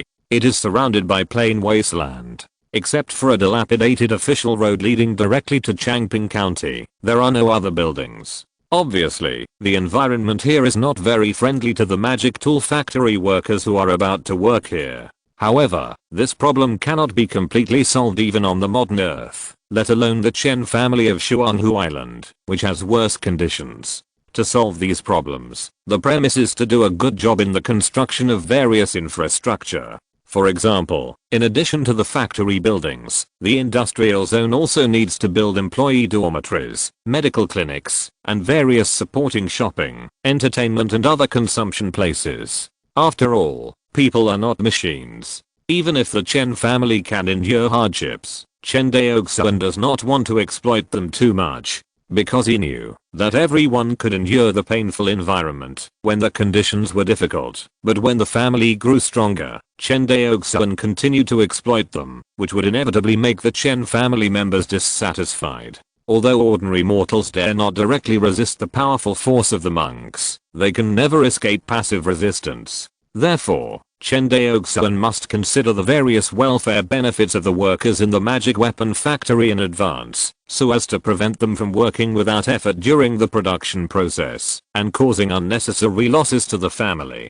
As soon as Chen Daoxuan learned that the factory building of the magic weapon factory was completed, he flew over. When he arrived at the scene, everyone was already waiting in the factory area. Chen Daoxuan stood in the air, looking down from a high place. The factory building below was about 1,000 square meters, which was much more spacious than the old ground fire room of the family. Lowering himself in front of everyone, Chen Daoxuan looked at Chen Biwang, who looked tired, and said, "Chen Yuan Ko, thank you for your hard work." Hearing this compliment, Chen Biwang immediately showed an inexplicably excited expression, and said with a cupped hand, "I'm already 62 years old this year, and most of my body is buried in the ground. I didn't expect to have the honor to build this wonder for my family. I'm so happy, and I don't have time to feel tired." Hearing these heartfelt words, Chen Daoxuan nodded and said, "But those who are capable should work harder. I'm afraid you generals will not be idle." In addition to the factory buildings, there are also dormitory areas for employees, various buildings in the factory area, and the construction of roads connecting the industrial zone and the port in Changping County. All are waiting for you generals to complete them. Sure enough, Chen Biwang's old face collapsed when he heard this. Then, his hunched body was filled with fighting spirit again, and he said, "As long as the family does not despise me for being useless, I'm willing to die of exhaustion in the position of a general." Hearing this, Chen Daoxuan could not help but respect the old man in front of him. In the Chen family of Xuanhu Island, even ordinary mortals are all thinking about developing and expanding the family. Such a family, why worry about not being strong? After encouraging everyone, Chen Daoxuan walked into the factory under the starry sky of a group of people. The internal structure of the factory is the same as the design drawing. There are a total of 10 separate compartments, each of which is about 100 square meters. All the compartments are interconnected, making it convenient for Chen Daoxuan to enter the next one from the previous workshop. After a check, Chen Daoxuan found that now all he needed was to install the wrangling furnace. As for the formation to guide the earth fire veins, that is, the core formation to build the earth fire room, Chen Daoxuan had already arranged it shortly after the external frame of the factory was built. Therefore, after entering the factory, everyone felt a heat wave similar to that in the underground fire room coming towards them. Fortunately, whether it was Chen Liangyu and others, or Chen Biwang and his party, they had already gotten used to this environment, and no one complained about being tired. After visiting the factory, Chen Daoxuan nodded with satisfaction. "Very good. Now I declare that the first phase of the Chen's magic weapon factory is officially completed." After saying that, he took the lead in applauding. Although they didn't know what Chen Daoxuan meant by this action, everyone still imitated and applauded. Seeing everyone's unfamiliar actions, Chen Daoxuan felt emotional, as if he didn't set off firecrackers and cut the ribbon. He always felt that something was missing. He shook his head and threw the absurd thoughts out of his mind. Chen Liangyu, who was standing by, came over at this time and asked in a low voice, "Young patriarch, what should we name our magic weapon factory? It can't be called Chen's Magic Weapon Workshop, right?" Hearing this, Chen Daoxuan glanced at him, pondered for a moment, and said, "Let's call it the Rainbow Sound Flying Sword Factory. Our factory will only produce one kind of magic weapon for a long time, that is, the flying sword.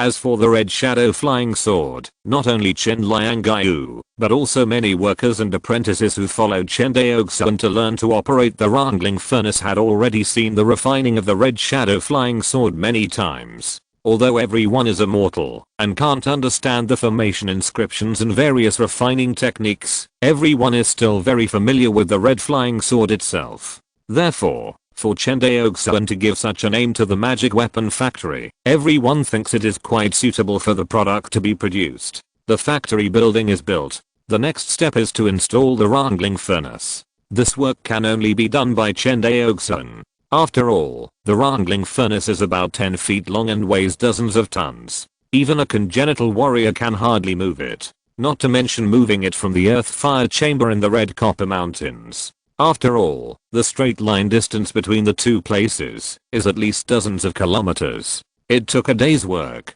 Chen Daoxuan used his true energy to lift the melting furnace and made 5 trips between the earth fire chamber and the magic weapon factory, and finally placed all the melting furnaces in various production workshops. Next, it is to prepare the raw materials of spiritual law and enter the long-awaited production stage.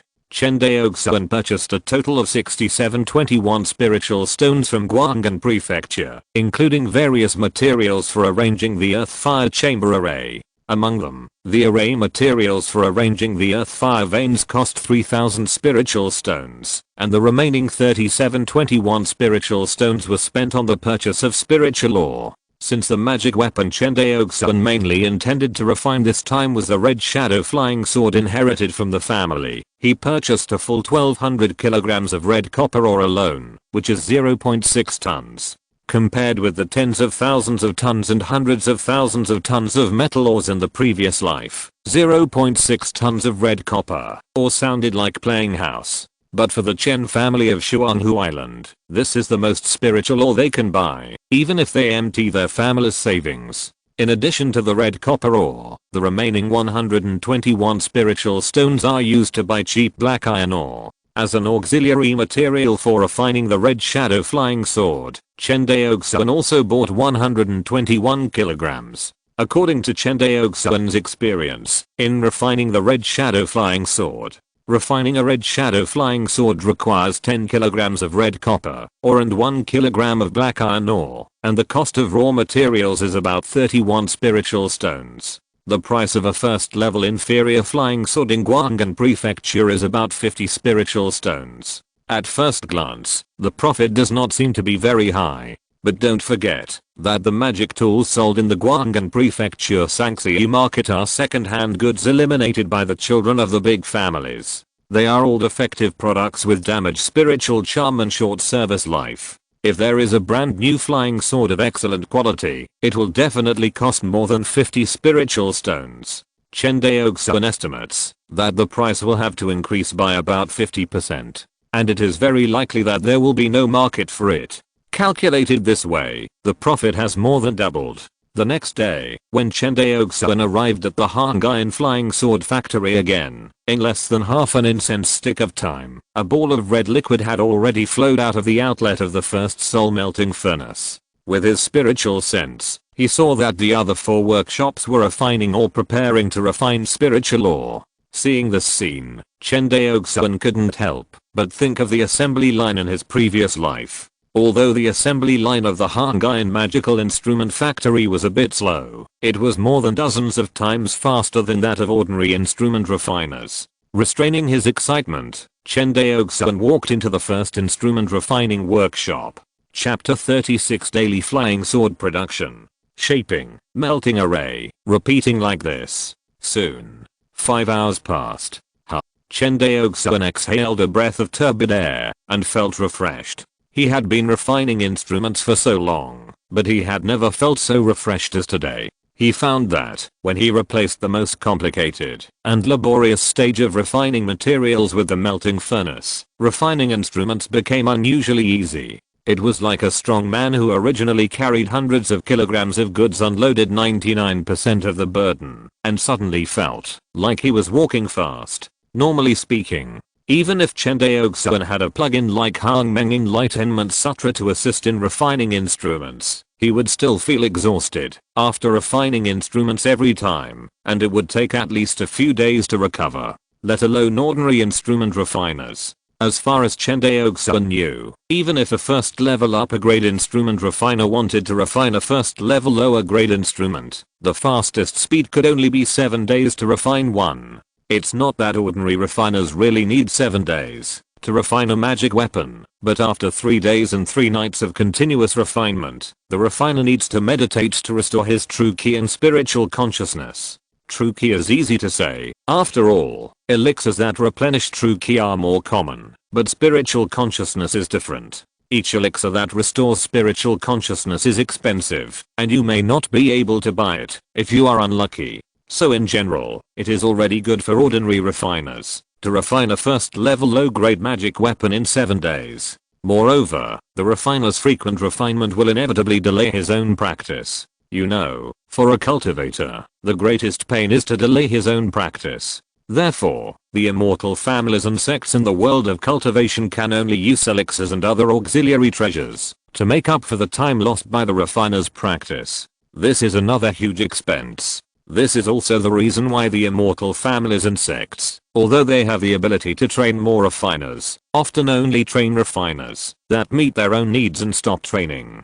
Because it is simply unrealistic to rely on the refiners to refine low-level magic tools to make money. The profit of low-level magic tools is low, and it takes a lot of resources to train a refiner, and the consumption of the refiner is also large. Therefore, no cultivation forces are willing to do this. The consumption here not only refers to the consumption of raw materials such as spiritual ore, but also invisible consumption, such as the consumption of elixirs for the refiner, to restore the true ki, and assist in cultivation. It is almost impossible for a casual cultivator to become a refiner or an alchemist. First, there is no inheritance, and second, no one to teach. The most important thing is that casual cultivators are so poor that they can't even handle the spiritual energy for cultivation. So how can they have the extra money to play with such a high-end skill as refining? It is much more reliable to let them learn to be a spiritual plant husband than this. At least learning to be a spiritual plant husband will not consume so many resources. Therefore, this is also the reason why the majority of casual cultivators lack magic tools and have to use the magic tools eliminated by others. However, this situation was completely shattered by the cross-era product of the wrangling furnace. Today, it only took 5 hours. The newly built Rainbow Sound Flying Sword Factory has produced 5 flying swords. That's right, everyone is in better condition than Chen Daoxuan expected. So many people work for an average of 4 hours each, and no worker makes a mistake. It's a good start for the Rainbow Sound Flying Sword Factory, producing 5 flying swords in 1 day. Compared with the average refiner who refines a magic weapon in 7 days, Chen Daoxuan's production efficiency is exactly 35 times that of the other party. This is the power of industrial production. Chen Daoxuan knows that his current achievements are not even slag compared to the fully intelligent and automated factories in his previous life, but in this world, where refining is completely done by hand and alchemy is completely done by fire, he is already the world's top productivity representative. Although the magic weapons produced by their magic weapon factory are still of relatively low grade and single variety, but in terms of the current results, he firmly believes that the development direction he has chosen is completely correct. After checking all the red shadow flying swords, he found no problems. Chen Daoxuan's face was full of smiles. Inside the factory, for a whole day, Chen Liangai worked almost non-stop to solve logistical problems and work schedules for everyone. It can be said that Chen Liangai contributed greatly to Chen Daoxuan's cooperation with everyone and the smooth production of the factory. Otherwise, no matter which link has a problem, it will delay the entire assembly line, thus affecting production. Wiping the sweat from his forehead, Chen Liangai approached Chen Daoxuan and said, "Young patriarch, you have worked hard." Seeing that the young patriarch personally fought on the front line of production for the development of the clan, Chen Liangai sincerely admired him. Of course, Chen Daoxuan didn't want to go to the factory after traveling through time, even though the factory belonged to the family and the family was controlled by him. But since he became the boss, who would be willing to work there? Chen Daoxuan went to the front line in person, and that was the only way. Who asked him to be the only weapon refiner in the entire Chen family? Seeing Chen Liangai sweating profusely, Chen Daoxuan shook his head and said with a smile, "It's not hard work. By the way, how are the materials for refining tomorrow?" Chen Daoxuan asked casually. "Everything is ready, but After saying that, Chen Liangai looked like he was about to say something but stopped. Just say it directly. If you have something to say, don't hesitate. Chen Daoxuan frowned and said with a little dissatisfaction. Hearing this, Chen Liangai made up his mind and said, young clan leader, there are only more than 1,800 kilograms of red copper ore in our factory warehouse now. According to today's consumption, it will be consumed in more than a month at most. As he said that, he secretly raised his head and glanced at Chen Daoxuan. Seeing that there was no strange color on his face, he felt a little relieved. Alas, Chen Daoxuan sighed. This is also unavoidable. The family only has more than 600 kilograms of red copper ore stored, and the spirit stones in our clan treasury are only enough to buy 1,200 kilograms of red copper ore, so there is a shortage of raw materials. At this point, Chen Daoxuan frowned. Unfortunately, Guanghan Prefecture did not have a financial lending business, otherwise he would have to borrow a large sum of money to invest in production. But this is also a good thing. This proves that our products will be sold to Guanghan Prefecture in a month. When the funds are recovered, we will definitely be able to further expand production. After studying under Chen Daoxuan for a month, Chen Liangai not only had a strong immunity to some of the new terms he occasionally popped up, but also could roughly guess the meaning of these terms. It must be said that people's adaptability is extremely terrifying. Forget it, let's not talk about this. Chen Daoxuan waved his hand. Have you written down today's raw material consumption and flying sword production? Report to the young clan leader. I have written it down. Well, that's good. Chen Daoxuan nodded with satisfaction. Now our stall is still relatively small, but one day, the stall will become bigger and bigger. You must learn to record all the raw material consumption, the number of qualified products, the number of waste products, and other data in detail for future reference. Remember, this matter concerns the interests of the family, and you must not be careless. Yes, I will definitely write down all the accounts of the factory, and there will be no omissions. Chen Liangai promised. Hearing this, Chen Daoxuan was slightly relieved. Chen Liangai had been the head of the red copper mine for so many years, and he had never made a mistake. Chen Daoxuan was still relatively confident in his work. Seeing the smile on Chen Daoxuan's face, Chen Liangai bowed slightly and said, young clan leader, today is the grand day when our factory starts operation. I have prepared a banquet in my mansion, and I hope you will come. Hearing this, Chen Daoxuan glanced at him and nodded. Thank you for bothering me. I dare not. It is really an honor for me to visit my humble home. Chen Liangai said with a smile. Chapter 37 Bastard Chen Nianchu. Changping County. It was already the hour of Zhu, which was equivalent to about 7 o'clock in the evening in the previous life. Unlike the fairy city of Guanghan Prefecture, which was brightly lit all night, although Changping County did not implement a curfew, only a few wealthy families had lights on at night. Chen Liangai's family was one of them. As a luxurious carriage slowly drove to a wealthy family and stopped, Chen Daoxuan got off the carriage leisurely under the gaze of everyone. Chen Mansion.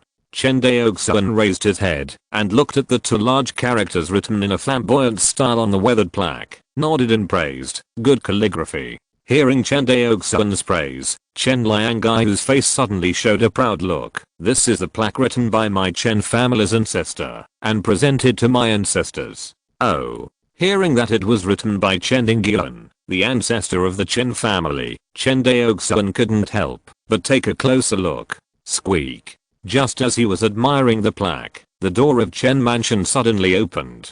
A group of people filed out of the mansion and poured out together. Looking closely, the leader was a woman in her 40s, followed by the servants of the Chen family, including maids and male servants. Seeing this scene, Chen Daoxuan remained silent, not knowing what he was thinking. But in the eyes of everyone, the young patriarch was an immortal, and it was natural for immortals to be indifferent and superior. If one day immortals got along with mortals, it would make mortals feel terrified. The middle-aged woman in the lead bowed slightly, nodded and said, I'm Chen, a commoner, and I greet the young patriarch. As for the maids and servants behind her, they all knelt on the ground, buried their heads deeply in the ground, and dared not look up. Seeing this scene, Chen Daoxuan's face was a little unhappy.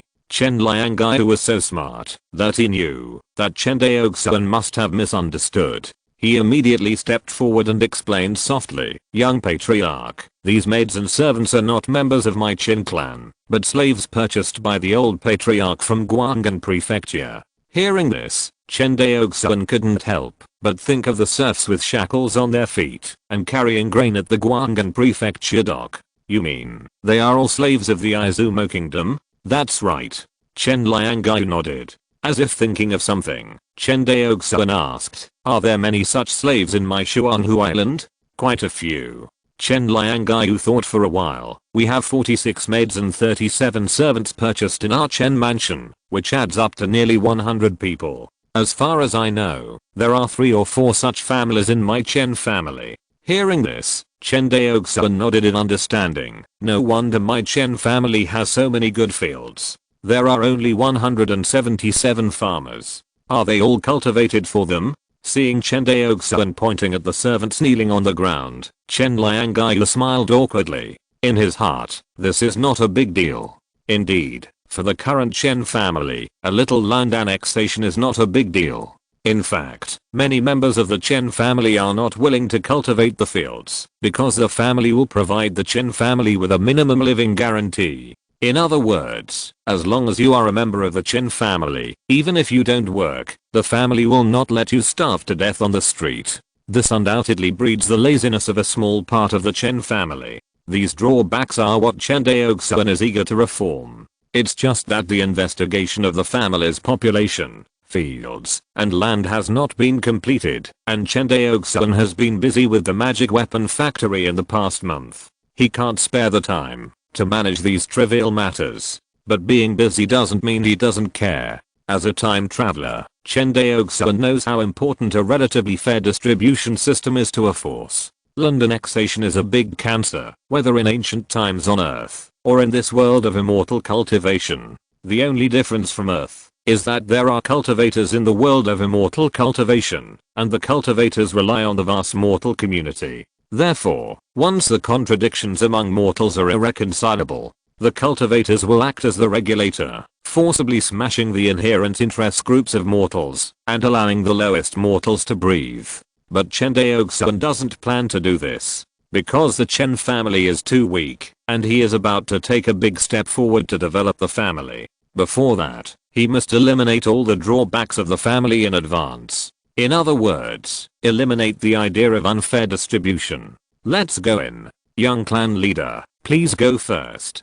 Chen Liangai heard this and immediately made a gesture to invite him in. A group of people quickly made way for Chen Daoxuan to walk in front. When Chen Daoxuan walked past, a young man trotted forward and called out to the middle-aged woman with a happy face, "Mom." The middle-aged woman saw her son. Her face was both happy and distressed. She quickly took out a fine handkerchief and wiped the sweat on Chen Yunsheng's forehead and said with concern, "Look how tired you are. You are all sweaty." "What's this?" Chen Yunsheng said nonchalantly. "Hey, why don't I see my second sister and third brother? They are in the backyard with your second and third mothers. We have guests at home today, so it's inconvenient to let them out." The middle-aged woman said calmly. Chen Yunsheng was a young man, and he didn't have the deep thoughts and calculations of his biological mother. He just asked casually, and didn't take it to heart.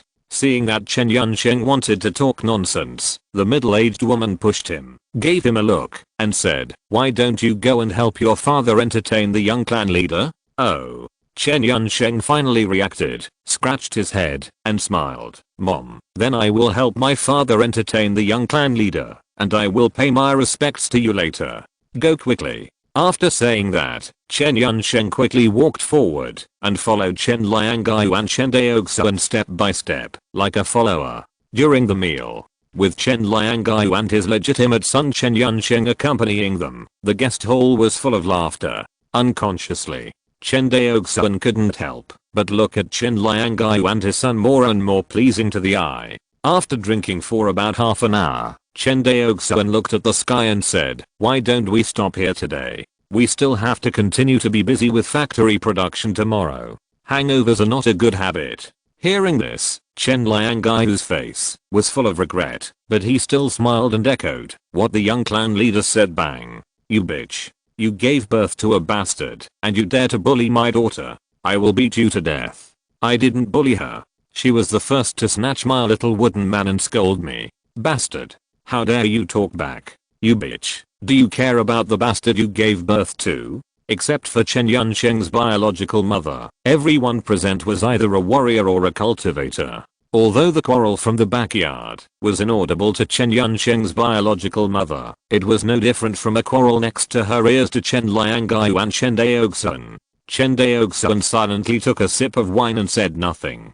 Seeing this, Chen Liangai's face was extremely embarrassed, and his heart was even more furious. This evil woman, you are so ignorant. I will see how I will deal with you later. Chen Liangai cursed fiercely in his heart. He thought it was just a temporary quarrel in the backyard, but he didn't expect the insults to get louder and louder, so much so that Chen Yunsheng's biological mother, who had been unaware of it, also heard it. Young patriarch, this family is unfortunate. I'm sorry to make you laugh. Chen Liangai said with embarrassment on his face. Chen Daoxuan smiled slightly and didn't reply. After a while, he had an idea and said, let's go and take a look together. As he said that, he stood up from the table. Just now, out of curiosity, he used his spiritual sense to scan the backyard and found something quite interesting. Chapter 38 Clan Training. The backyard of Chen's house. When Chen Daoxuan and his party arrived, the backyard of Chen's house was already in a mess. In front of them, a little boy of 8 or 9 years old was held in the arms of a young woman in her 20s. The young woman was pale, and her pretty face with a little makeout was full of fear. But her hands tightly hugged the little boy's body, fearing that the vicious woman with bared teeth and claws would hurt the child. The little boy in the young woman's arms looked at the vicious woman with spitting eyes. He wanted to struggle, but was held down by his mother. The one who cursed, that is, the vicious woman, did not look bad, but revealed a sarcastic look. She was seen with one hand on her waist and the other pointing at the young woman who collapsed on the ground, and all kinds of ugly words kept coming out of her mouth. What slaves of Izumo country, what born bitches, and the children born are also bitches. Anyway, all kinds of ugly and heart-piercing words were constantly cursed by her. She cursed to the point of excitement, and she didn't even know that someone had come to the backyard. Why are you silent? Are you mute? The evil woman looked around at the servants like a victorious general. The servants seemed to have seen some inexplicable horror scene, and all knelt on the ground, calling out in unison, "Master, Madam." Hearing this, the evil woman felt a chill on her back, turned around awkwardly, and found that it was the eldest lady and the angry master whom she was most afraid of and jealous of. "Master." The evil woman seemed to be performing a face-changing performance, and immediately changed her sarcastic and mean look into a lovable one, and said coquettishly, "Master, you have to make a decision for me. These two bastards took advantage of my tonsure when I wasn't paying attention." "You're talking nonsense. I didn't. It was obviously she who stole my little wooden man." The little boy in the young woman's arms was not convinced, and was about to argue, but his mother covered his mouth tightly. The little boy's eyes were about to spit fire, but unfortunately he was too weak to struggle against her mother. He could only stare at the evil woman with a cannibalistic look, and complain to her. Pa. Chen Liangai, who was furious, did not allow her to defend herself, and immediately slapped his second wife. With this slap, the entire backyard of the Chen mansion was in chaos. The crying of the little girl and the wailing of the evil woman were endless. "Enough." Chen Liangai shouted and glared at the quarreling people. Intimidated by his power, no one, including the little girl, dared to cry anymore. The evil woman was even more unbearable, and was so scared that her face turned pale.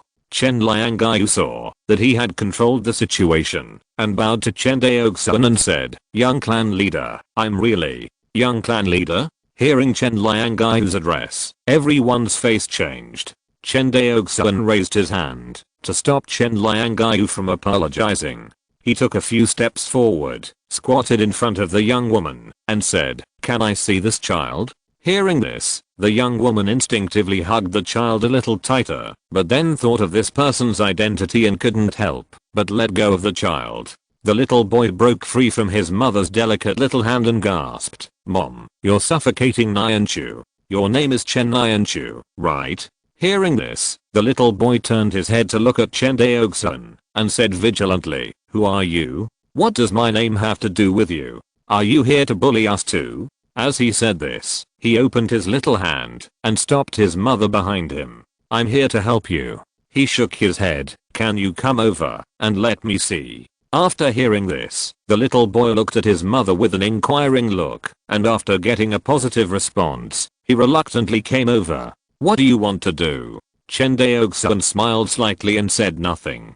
He directly stroked the little boy's head with his jade-like right hand. A moment. As Chen Daoxuan's Danshan key circulated, a ray of light covered the little boy's head. This ray of light was particularly bright at night, and even from a long distance, everyone felt a little dazzling. Seeing this ray of light, Chen Liangai suddenly remembered the records in the ancient books of the clan. The rosy clouds covered the sky, and he looked like an immortal. Chen Liangai had never thought that his son actually had the appearance of an immortal, a seed of immortal cultivation. But then he thought of something, and his face turned pale again. Sure enough, after checking Chen Lianchu's spiritual root qualifications, Chen Daoxuan turned his head to look at Chen Liangai and the evil woman who was slapped by him and was covering her face, and said, "Do you know your crime?" Although the evil woman was showing off in front of the boy's mother, she dared not argue in front of the young patriarch who was more terrifying than her husband. She immediately knelt on the ground and dared not speak. Chen Liangai. Seeing that the evil woman did not speak, Chen Daoxuan turned to Chen Liangai and said, "I'm here." Chen Liangai immediately knelt down and lowered his head. What is the third rule of the Chen family rules? When hearing this, before Chen Liangai opened his mouth, the evil woman beside him was so scared that she collapsed to the ground. Chen Liangai pursed his lips tightly. Suddenly, he stood up and kicked his second wife, cursing, "You bitch, I told you to bully others for no reason and make the family restless, bitch." Chen Liangai beat and scolded her until she hugged her legs and begged for mercy. Seeing her like this, Chen Liangai's heart softened, but then he hardened his heart and continued to beat and scold. "Enough." Chen Daoxuan said, "Chen Liangai, let me ask you again, what is the third rule of the Chen family rules?" Hearing this, Chen Liangai collapsed to the ground like a deflated ball. He said with a dead face, "Any member of the Chen family who bullies other members of the family without reason shall be sentenced to 2 years of hard labor, and anyone who bullies a spiritual root mortal without reason shall be punished with a crime. What? Should be executed." Saying the last 2 words seemed to have exhausted Chen Liangai's strength. He looked at Chen Daoxuan with despair, hoping that he would show mercy. But Chen Liangai knew that any qualified clan leader would firmly enforce the clan rules. He always thought that Chen Daoxuan was a qualified clan leader. Sure enough, Chen Daoxuan pointed at the evil woman with one hand, looked at the little boy, and said, "Tell me, did she bully you?" The little boy was about to speak, but was stopped by his mother. The young woman shook her head desperately at the little boy and begged softly, "Chua, don't." The little boy gritted his teeth, looked at his mother for a while, and then looked at the desperate evil woman, took a deep breath and said, "She didn't bully me, I was just playing with my sister." Hearing this, the evil woman felt that her soul finally returned to her body, and she sat down on the ground. Hearing this, everyone present breathed a sigh of relief. Just when everyone thought that the matter was over, Chen Daoxuan walked up to the evil woman and said, "Tell me, why did you choose to bully them tonight? Don't you know that I will be a guest at the Chen mansion tonight?" Hearing this, Chen Liangai finally reacted. Yes, he had clearly told his first wife that he would invite the young clan leader to his home today and asked her to prepare well.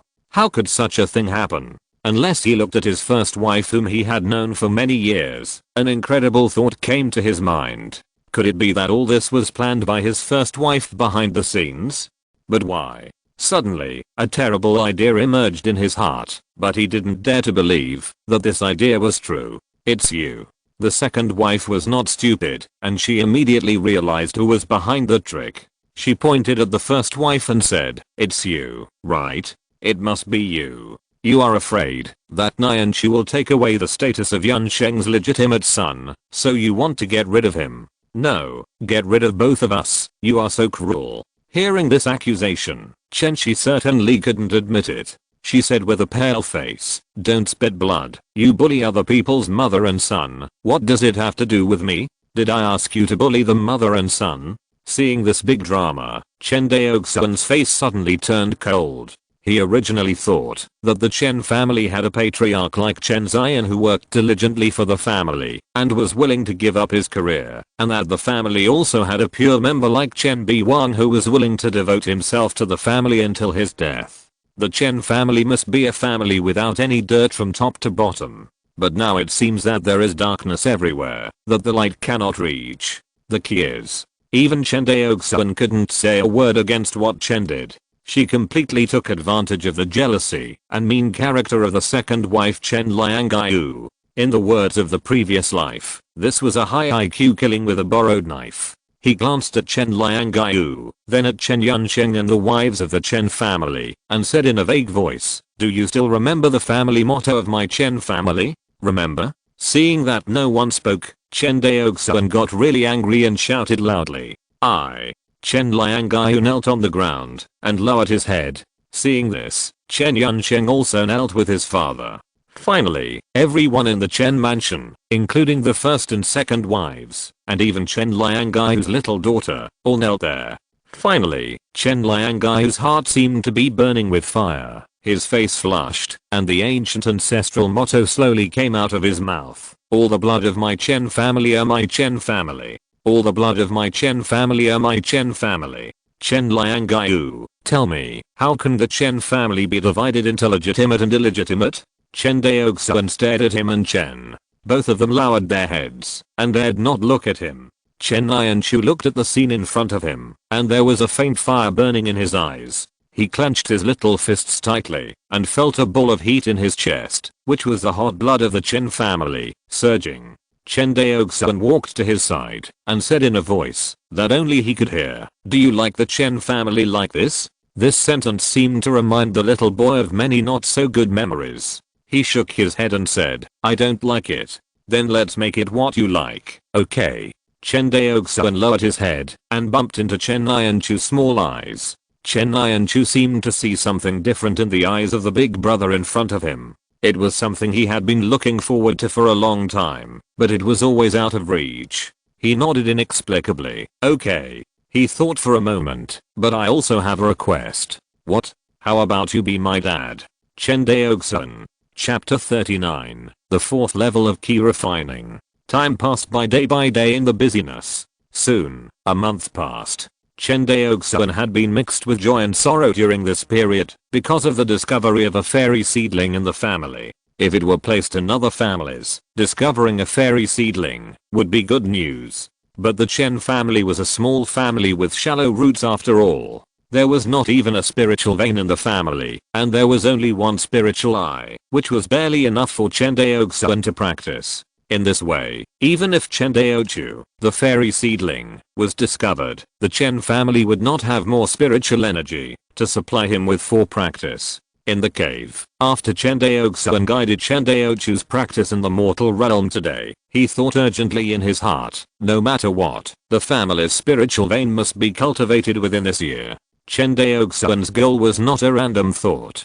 He had this idea because of the confidence given to him by the explosive production capacity of the flying sword factory in the past month. In a month, not counting the flying swords that failed to be refined due to improper operation of the workers, Chen Daoxuan refined a total of 148 flying swords. On average, it was about 5 per day. With so many flying swords, even if they are sold at the market price of Guanghan Prefecture, they can be sold for 7,400 spirit stones, which can not only recover all the costs invested by Chen Daoxuan this time, but also make a small profit. You know, this is only 1 month. If it is a year, Chen Daoxuan can earn at least more than 34,000 spirit stones. It will take 3 years to save enough spirit stones to cultivate the spirit vein. However, Chen Daoxuan plans to solve the problem of the family spirit vein in 1 year.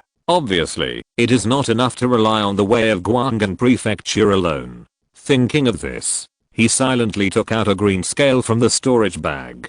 This scale is diamond shaped, and there is a faint trace of dark red blood on it. It is the life scale left by Eluoli, the princess of the mermaid tribe, to Chen Daoxuan. However, now 2 months have passed, and this scale seems to have no reaction at all. Chen Daoxuan once tried to input true energy 3 times, but all of them fell into the sea. This made Chen Daoxuan wonder if the mermaid woman named Eluoli was deceiving him. But if you think about it carefully, the possibility of the other party deceiving him is infinitely close to zero. Because there is really nothing on Chen Daoxuan that is worth the other party to deceive. And trading with him is a win-win situation for both the mermaids and the Chen family. Sighing. Chen Daoxuan no longer thought about it and immediately put the green scales into the storage bag. Started today's practice. Of course.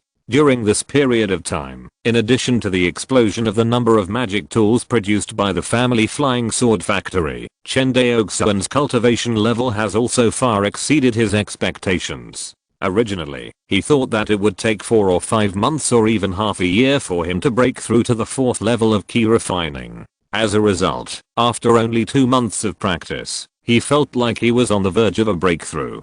Such a terrifying practice speed finally made him understand why Zhao Mubei could successfully build a foundation at the age of only 21. Normally, a cultivator at the 9th level of key refining who wants to build a foundation must polish his true key for a long time to make his true key pure to the point where there is no room for improvement before he can try to break through the foundation building period. Of course, this is only one of the most basic conditions for breaking through the foundation building period. As for the requirements of spiritual veins, foundation building pills and other resources for foundation building, they are not included. Because of the various requirements for the foundation building of cultivators, there are only a handful of cultivators who can build the foundation in the group of casual cultivators. Basically, they rely on accumulating military merits on the battlefield of Chuan country and obtaining resources to break through. Those ordinary casual cultivators who are unwilling to go to the battlefield do not even have enough spiritual energy for daily cultivation, let alone breaking through to the foundation building stage. In the cave practice room, Chen Daoxuan closed his eyes tightly, and pure spiritual energy continued to spurt out from the water spirit beads. With the help of the key gathering pill, at this moment, Chen Daoxuan's speed of refining spiritual energy is beyond the reach of the cultivators with heavenly spiritual roots. As the pure spiritual energy enters the meridians, it is constantly running and refining, and is completely transformed into true ki, which is stored bit by bit in the Danshan Ki Si. In the Danshan Ki Si, the true ki is growing at a speed that is almost visible to the naked eye. Suddenly, Chen Daoxuan's mind was blessed, and he felt that he had broken through the 4th level of key refining. Right at this moment, his premonition was not wrong. As the true key continued to accumulate in the Danshan Ki Si, the total amount of true key in the Danshan seemed to have reached a threshold. Boom. A roar exploded in Chen Daoxuan's sea of consciousness. He only felt that his spiritual consciousness suddenly increased a lot. Not only that, the Danshan Ki Si also underwent a transformation. When his consciousness returned the next second, he found that the cyclone in his Danshan Ki Si suddenly increased by a circle.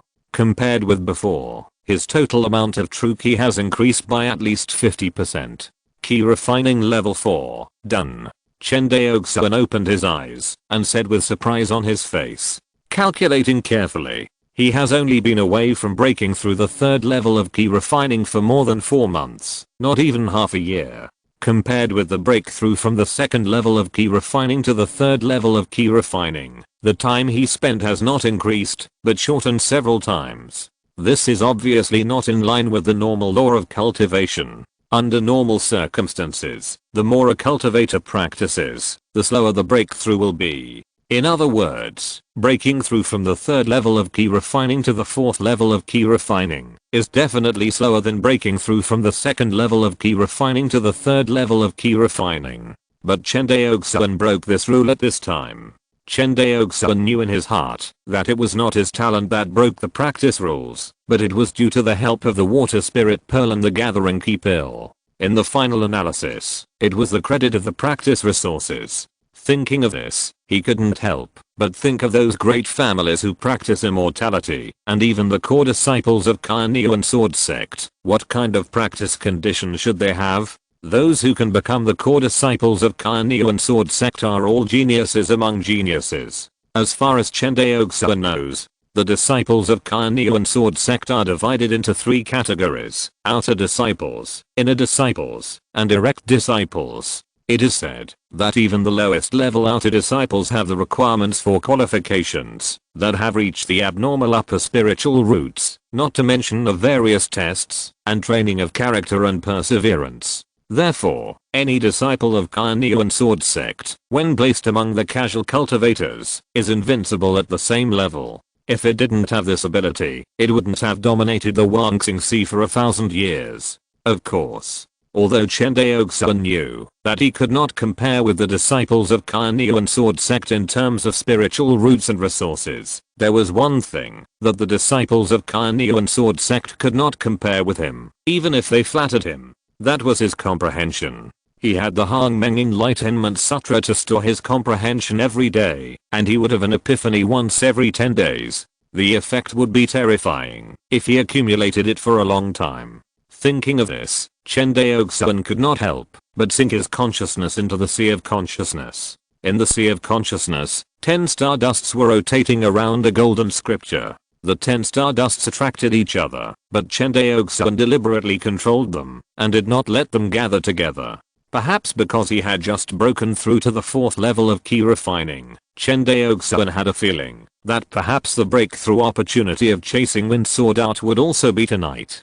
Thinking of this, he no longer suppressed the aggregation of the 10 stardusts, allowing them to gather together to form a larger stardust, and finally exploded and spread throughout the entire sea of consciousness. Immediately afterwards, Chen Daoxuan's consciousness continued to rise, and various insights about chasing Wind Sword Art continued to surge into his mind. Chen Daoxuan quickly immersed himself in it and forgot the passage of time. Chapter 40 Business comes. After an incense stick, Chen Daoxuan opened his eyes, and a gleam of light flashed in his eyes. Then, he was overwhelmed by ecstasy. After careful calculation, he has only been practicing chasing Wind Sword Art for 4 months. Even for the sword geniuses of Cunning Sword sect, there are only a handful of people who can reach the realm of minor success after practicing chasing Wind Sword Art for just 4 months. Not to mention reaching the realm of major success that Chen Daoxuan had long surpassed. But Chen Daoxuan has the abnormal plug-in Hongmeng Enlightenment Sutra after all. He can accumulate enlightenment and can have an epiphany once every 10 days. Although each epiphany is not long, only a stick of incense. But in 4 months, he has had 12 epiphanies. What is the concept? You know, he only had 2 epiphanies to practice chasing Wind Sword Art to the realm of major success. After 10 epiphanies, he finally practiced chasing Wind Sword Art to the realm of perfection today. Judging from the number of sudden realizations, it seems that it is about 5 times more difficult to practice the wind chasing sword art from the great completion to the perfection realm than from the entry level to the great completion realm. In fact, it is 10 times, or even 100 times more difficult. Because even if an ordinary key refining cultivator spends his entire life, it is impossible to practice it from the great completion to the perfection realm. After all, there are some things that you just can't understand, no matter how unconvinced you are, no matter how much time you spend grinding, you simply can't understand. Otherwise, there wouldn't be so many world-class mathematical problems that couldn't be solved in the previous life. The next day, Chen Daoxuan's key, which was still a bit frivolous after breaking through the 4th level of key refining, became solid again after a night of practice. Walking out of the cave, Chen Daoxuan saw a small figure standing on the viewing cliff, practicing sword facing the rising sun. Maybe it was not long since he started practicing martial arts, so this small figure was still a little awkward when dancing with the sword, and the Tenjin fine iron long sword in his hand seemed to be trembling. Chen Daoxuan watched quietly, without making a sound to disturb him. After a month of getting along, Chen Daoxuan already understood Chen Daochu's stubborn character. Of course, this kind of character has both advantages and disadvantages. The advantage is that people with this kind of character often have amazing perseverance and are brave and diligent. The disadvantage is that they are also likely to fall into the devil's barrier in their future practice and cannot extricate themselves. Soon, half an incense stick of time passed. Chen Daoxuan was already sweating all over his face, and his whole body looked like he had just been fished out of the water. Ha ha ha. He sat on the edge of the cliff, panting heavily. Chen Daoxuan came over and instructed, cross your legs and breathe, and keep your dancing still. Young clan leader Chen Daoxuan turned around and saw Chen Daoxuan and struggled to get up and salute, but was stopped by Chen Daoxuan. Quickly breathe. Yes, young clan leader. Hearing this, Chen Daoxuan adjusted his breathing, sat cross-legged, and began to breathe. Seeing that Chen Daoxuan could already enter the state of meditation skillfully, Chen Daoxuan nodded with satisfaction, and then used the wind control technique to fly towards the direction of the magic weapon factory. Another busy day is about to begin. The southwest waters of Wangxinghe, the underwater world about 10,000 miles away from Xuanhu Island. The underwater world of Wangxinghe is different from what Chen Daoxuan imagined, and it is also completely different from the underwater world on Earth. Normally, because there is no light on the deep sea bed, it will present a dark scene, and the picture can be said to be comparable to the dark space. But the bottom of Wangxinghe is different. The underwater world of Wangxinghe is a world of starlight. Here, if you look up, you will find that there are billions of stars suspended in the black curtain layer of the seabed tens of thousands of meters high. These billions of stars illuminate the entire underwater world of Wangxinghe, allowing countless species to survive and reproduce in the underwater world of Wangxinghe. This is also the origin of the name of Wangxinghe. Farther, the bottom of the southwest waters of Wangxinghe, a mermaid woman with a wounded left arm and a tear in her right shoulder swam to a mermaid man with a huge tear in his chest and said sadly, "If we keep fighting like this, even if we take down the water demon ape's territory, our people will suffer heavy casualties." The mermaid woman who spoke was none other than Aluoli, the mermaid princess whom Chen Daoxuan met on his way back. Just looking at her miserable appearance, it was obvious that she had not had a good time these days. Ahem. Hearing this, the chief of the merman tribe coughed violently. "The injuries Mubei caused me is more serious than I thought." As he said this, he lowered his head and looked at the wound on his chest where the sword energy was raging. He felt a headache and said, "I must use my magic power to suppress this sword energy all the time, otherwise, the injury will only get worse." At this point, the chief of the merman tribe had a gloomy face. "But if I don't join the battle, you can't deal with the leader of the water demon ape."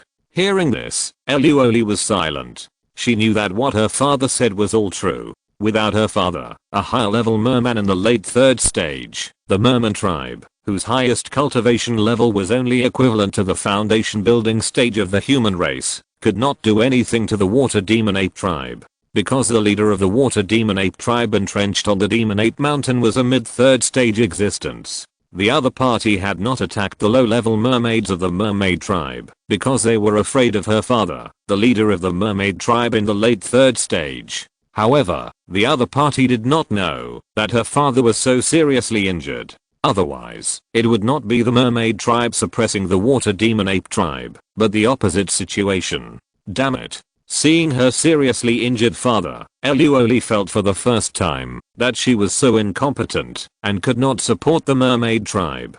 "Father, why don't we stop attacking the demon ape mountain and change to another territory?" As if seeing the regret in Eluoli's eyes, the chief of the mermaid tribe finally made a decision in his heart. He touched Eluoli's hair and smiled slightly. "Silly child, we have been searching for so long in the seabed. Where is there a territory more suitable for my mermaid tribe to reproduce and thrive than the demon ape mountain?" Hearing this, Eluoli remained silent. She knew that her father was right. The competition between the tribes in the underwater world was more cruel and naked than the competition in the human world. "In 3 days, I will fight the leader of the water demon ape and kill him," the leader of the mermaid tribe said in a loud voice. "But, father, your injury. No problem. A mere water demon ape leader in the middle stage of the third level is not worth my attention." The leader of the mermaid tribe was full of pride, but when he looked at Eluoli, a hint of reluctance flashed across his eyes. In the end, this reluctance was thrown away by him and turned into a firm look. In 3 days, we will launch a general attack on the water demon ape tribe in Demon Ape Mountain. Yes. Hearing this, Eluoli nodded excitedly, but then seemed to think of something. By the way, father, haven't we agreed on cooperation with the Chen family of Xuanhu Island? Why not buy a batch of weapons from them to strengthen the strength of the tribe? With weapons, the tribe will definitely be much stronger. As if thinking of Chen Daoxuan's Fiksu sword, Eluoli said excitedly. Originally, because of the water demon ape leader, the mermaids only made tentative attacks, but now that they have launched a general attack, they must put all their chips on the line. Weapons that can enhance the strength of the tribe are obviously a very important chip. Hearing this, the mermaid chief thought about it and nodded. Okay, I'll leave this to you. Obviously, he also felt that the magic weapon would increase the strength of the tribe in an extraordinary way, and it would definitely be of great help in the upcoming war. Chapter 41 Transaction. 5 days later. Rainbow Sound Flying Sword Factory. Chen Liangai approached Chen Daoxuan and said with a worried look on his face, "Young patriarch, the spiritual ore in the warehouse is only enough for the factory to produce for 1 day. Is it used up so quickly?" Chen Daoxuan raised his head, exhaled a breath of turbid air, and said, "I already know about this. I will go to Guang'an Prefecture in person the day after tomorrow to sell this batch of flying swords." As he said that, he patted Chen Liangai on the shoulder and said, "After I leave, the Rainbow Sound Flying Sword Factory will be handed over to you to take care of." Hearing this, Chen Liangai said solemnly, "I will definitely live up to your trust." Yes. Hearing this, Chen Daoxuan nodded with satisfaction. Just as he was about to encourage him a few more words, he suddenly noticed a movement and waved his hand and said, "You go and get busy first. I'll take my leave." He watched Chen Liangai leave. Chen Daoxuan took out a green scale from his storage bag. At this moment, the blue scales were flashing with red light, emitting a trace of warmth. Chen Daoxuan immediately injected a stream of true energy into the blue scales according to the method that Eluoli had instructed, and then sank his consciousness into it. The next second, a message flooded into Chen Daoxuan's mind. 400 miles away. Redwood Island. Chen Daoxuan raised his head and looked to the east of Xuanhu Island. According to the message from Eluoli, she seemed to want to trade with Chen Daoxuan on Redwood Island. Redwood Island is a large deserted island near Xuanhu Island, only about 400 miles away from Xuanhu Island. However, compared with Xuanhu Island, the cultivation resources on Redwood Island are more barren. Xuanhu Island at least had a vein of red copper, ore and some spiritual eyes for cultivators to practice. However, Redwood Island, in addition to a kind of fir tree called redwood growing on the island, has neither mineral resources such as spiritual mines nor spiritual energy resources such as spiritual eyes. As for more noble resources such as spiritual veins, don't even think about it. This is a completely deserted island. Except that the island area is larger than Xuanhu Island, it is almost useless for cultivators. Not to mention the Immortal Cultivation families, even casual cultivators are unwilling to choose such a place to settle down. In fact, there are still many island communities near the Xuanhu Island, but there is almost no island with cultivation resources. At least in the ancient books of the Chen family, in the 1,000-mile sea area nearby, except for Xuanhu Island, which has a few spiritual eyes, other islands are basically deserted islands, without even spiritual eyes. Of course, it is also possible that there are a few spiritual eyes in a hidden place on these islands, but they have not been discovered. In any case, although there are many islands in the sea area near Xuanhu Island, there are very few cultivators. It seems that except for the Chen family of Xuanhu Island, there is only a place called Fenggu Island, where a casual cultivator of the 5th level of key refining stops. Chen Daoxuan was overjoyed when he received Eluoli's message.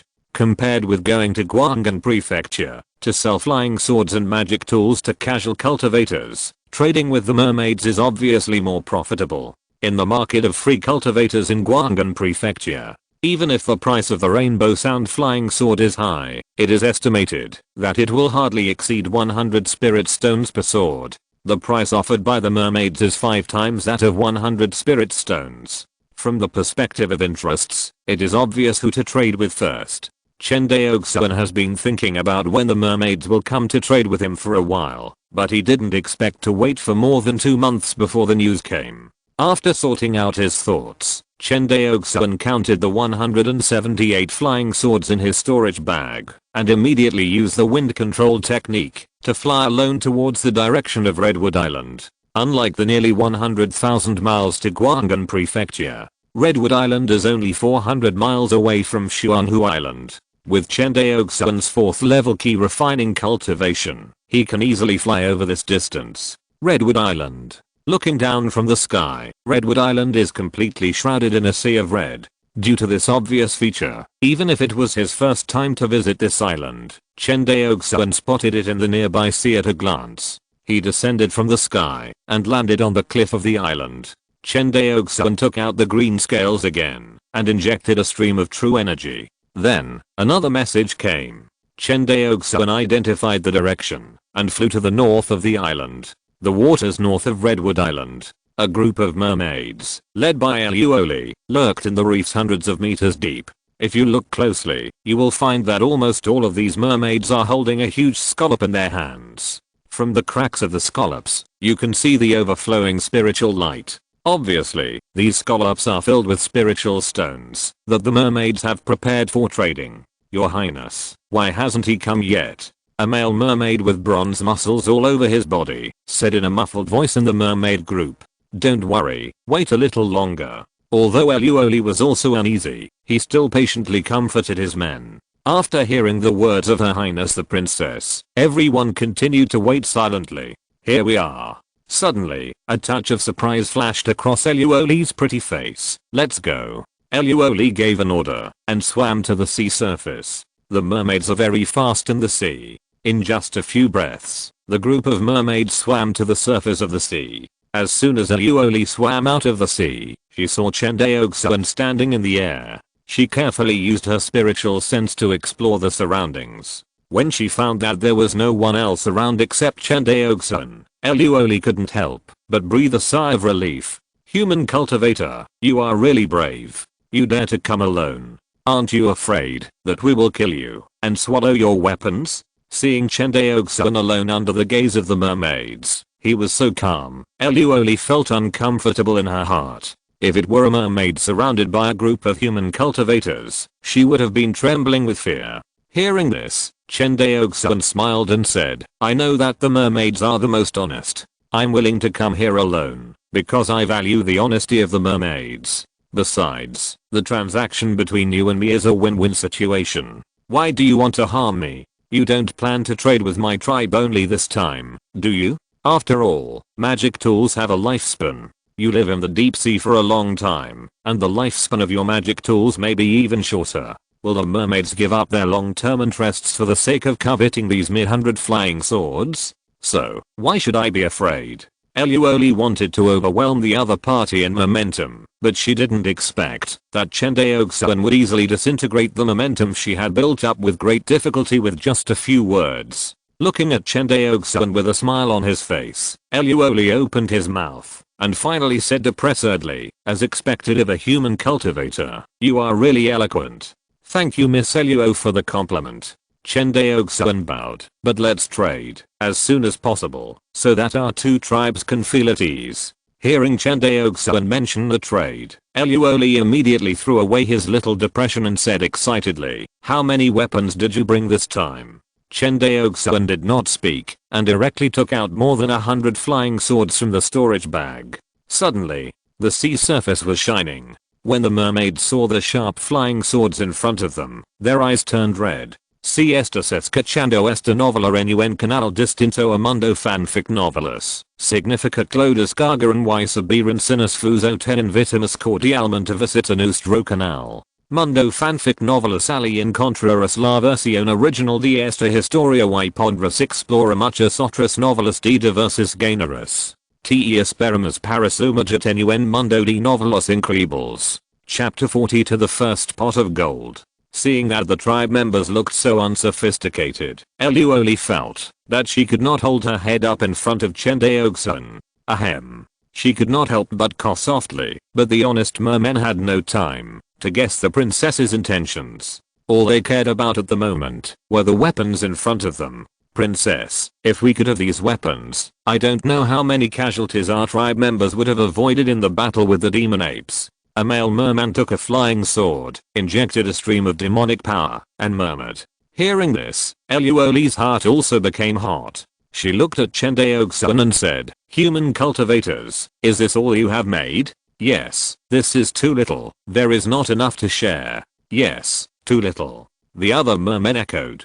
Please forgive me, Miss Luo. The trading time you proposed is too short. It's only 2 months. We don't have enough time for spiritual ore or materials, or refining magic tools, so this is all we have for now. Chen Daoxuan shook his head, and said with regret, spirit ore. Luo seemed to remember something. He took a piece of spiritual ore from a subordinate mermaid and said, is this the spiritual ore you are talking about? Yes. Chen Daoxuan saw the spiritual ore in Luoli's hand, and his heart skipped a beat. It turned out to be a second level spiritual ore, Gishu Jingjin. The underwater world of Wangxinghe is too rich. It's a pity that the human race is a land race and can't survive in the deep sea. Otherwise, why would Carneo and Sword Sect need to attack the Izumo kingdom? They would have penetrated the underwater world of Wangxinghe long ago. Seeing the spiritual ore in Luoli's hand, Chen Daoxuan couldn't help but feel the urge to go to the underwater world of Wangxinghe to explore. But thinking that he would have to practice the second order water escape technique to the Great Perfection realm in order to go to the deep sea world, he gave up. It is not easy to practice the second order water escape technique to the Great Perfection realm. This means that the cultivator must at least reach the foundation building stage, and he must be a senior foundation building cultivator, not the kind who has just broken through. Only when the cultivator reaches the foundation building stage can he practice various escape techniques. By then, the cultivator's flying speed will increase a lot. Familiar escape techniques such as escaping light into rainbows and flying with swords are all skills that only foundation building cultivators can use. Ordinary key refining cultivators can only fly with the wind, which is more than 10 times slower than the escape light of foundation building cultivators. Luoli is not stupid. Seeing Chen Daoxuan's eyes shining, she knows that the spiritual ore in her hand is of extraordinary value. Her heart moved slightly, and she said, if I trade this spiritual ore with your Chen family, how much can you offer? The market price of second level spiritual ore in Guanghan Prefecture is generally more than 10 times that of first level spiritual ore. The Gishu Jingjin in Luoli's hand is one of the most expensive spiritual ores among the second level spiritual ores. Its price is several times that of ordinary second level spiritual ores. As far as Chen Daoxuan knows, in the spiritual ore market of Guanghan Prefecture, the price of Gishu Jingjin is about 150 spiritual stones per kati. Moreover, there is often no market for it, so you need to order it in advance from the seller of this spiritual ore, or auction it at an auction house. Although the reserves of second level spiritual ore in Wangxinghe and Xianyantao are still very rich, they are almost controlled by sects and large immortals. It is difficult for small families and independent cultivators to buy them.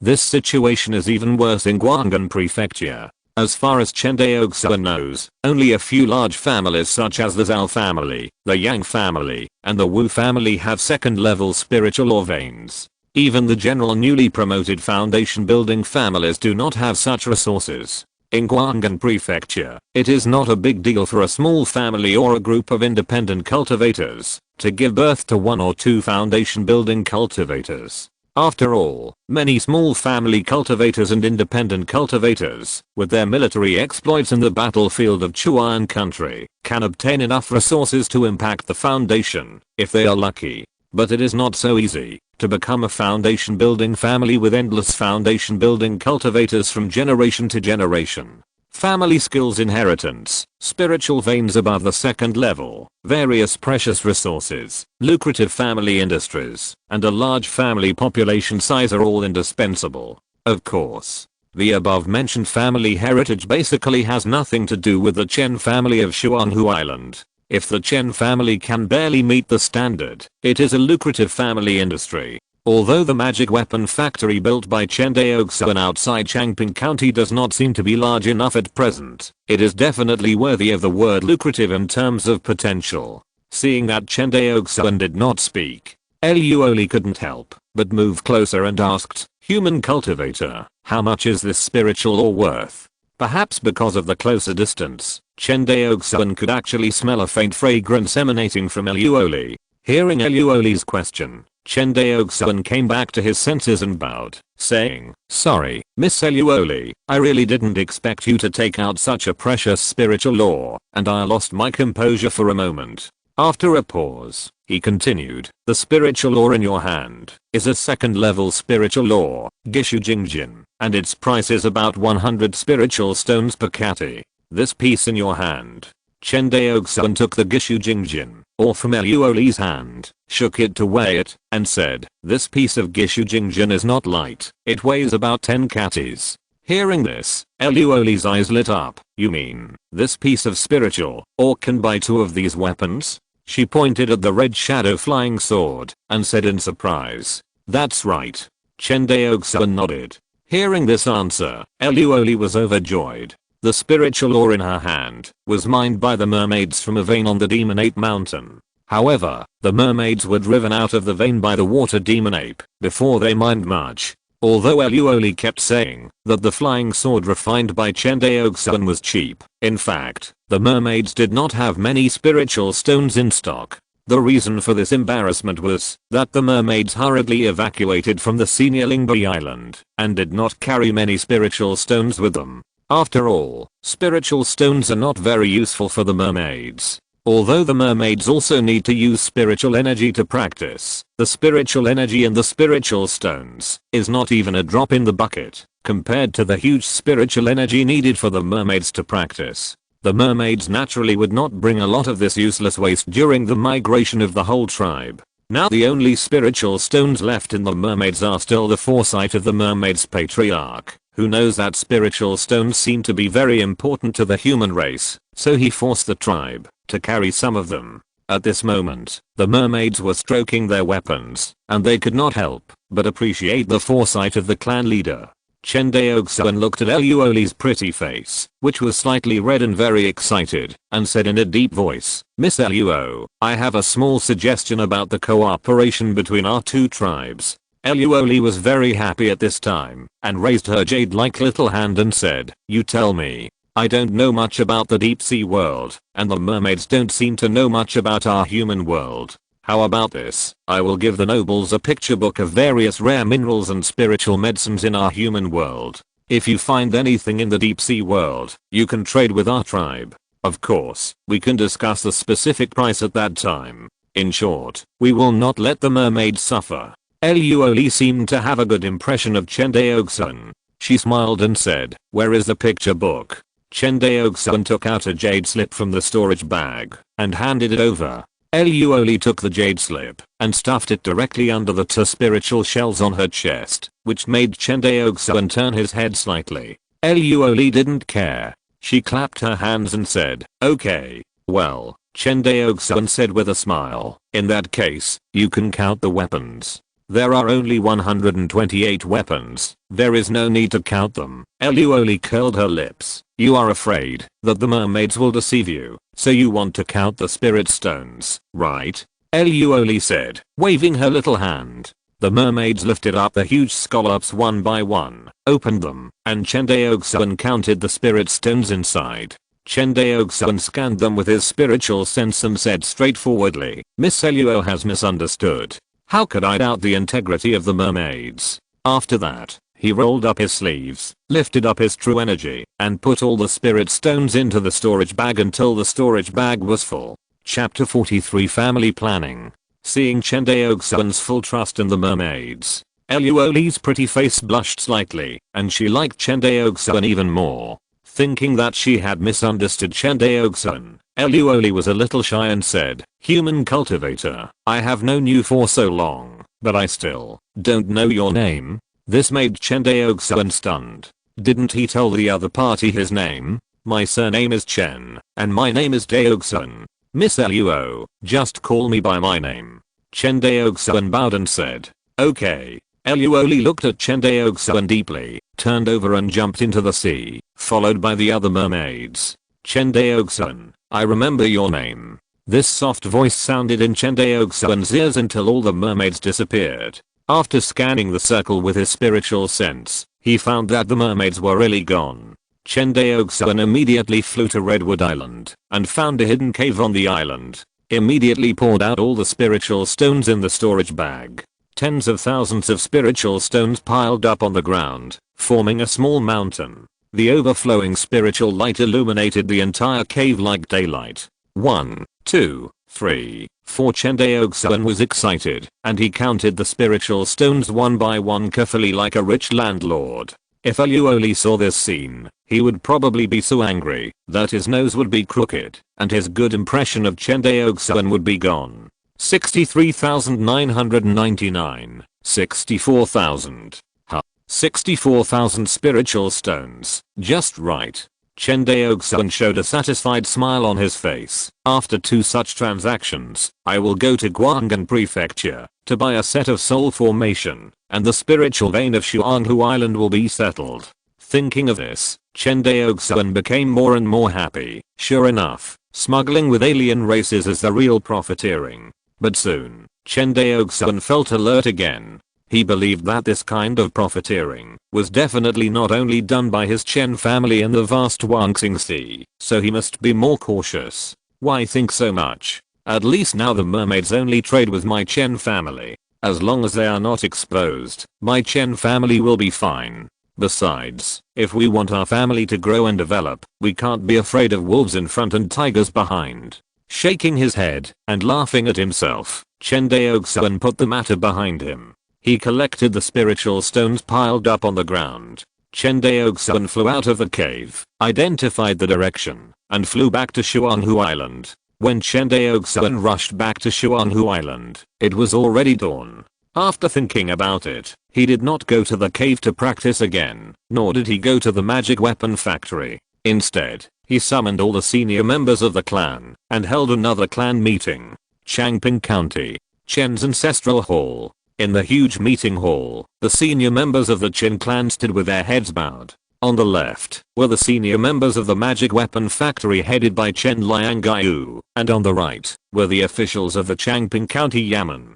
Chen Daoxuan's eyes swept from Chen Liangaiyu to the first person on the right, the county magistrate of Changping County, Chen Zhi. Mr. Chen, have you completed the investigation of the detailed population of the clan that I ordered you to investigate? Report to the young clan leader. Chen Zhi bowed his hands. I have completed the investigation 10 days ago. After the county government's review, it was found that my Chen clan has 1,039 children under the age of 10, the largest number of young and strong people aged 15 to 40, reaching 1,665, and the smallest number of people over 40, only 969.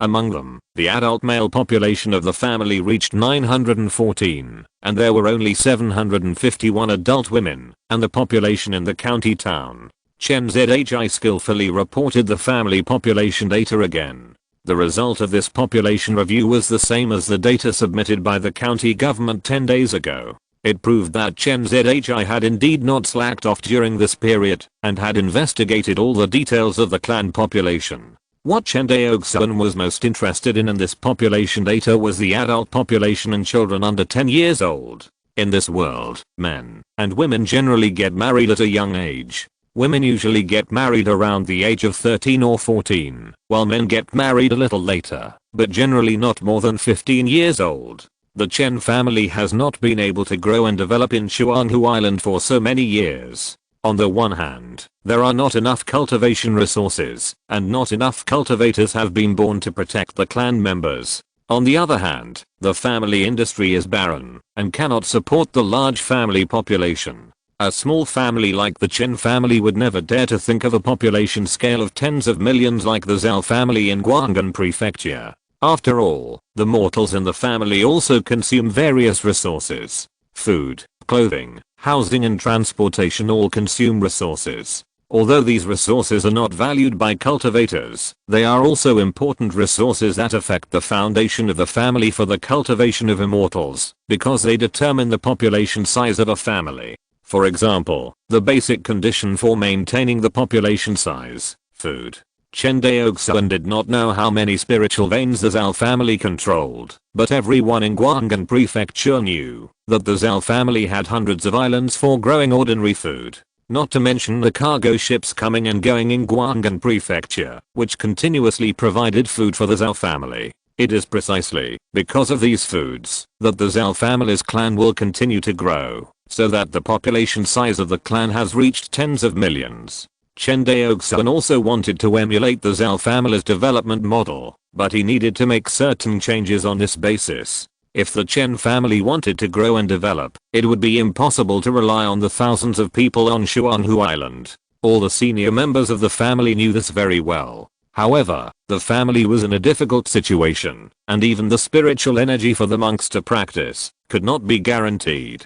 Blindly expanding the family population would only drag the family down completely. As a time traveler, Chen Daoxuan knew that if the population could not be transformed into productivity, it would eventually become a huge burden on the family, rather than a help. It is gratifying that, because of his existence, the Chen family has set off a little fairyland version of industrialization in the suburbs outside Changping County, and the demand for population for industrialization is unquestionable.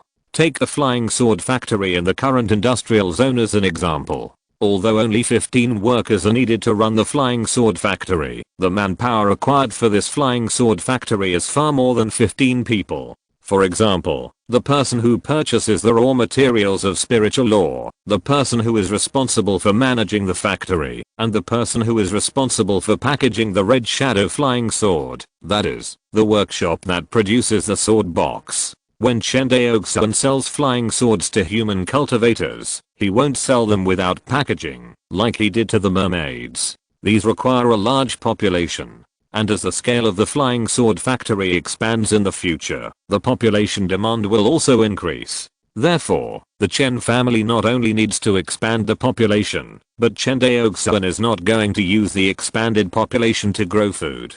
But food is also an important foundation for the family, and the Chen family can't always rely on external purchases to maintain the family's food consumption.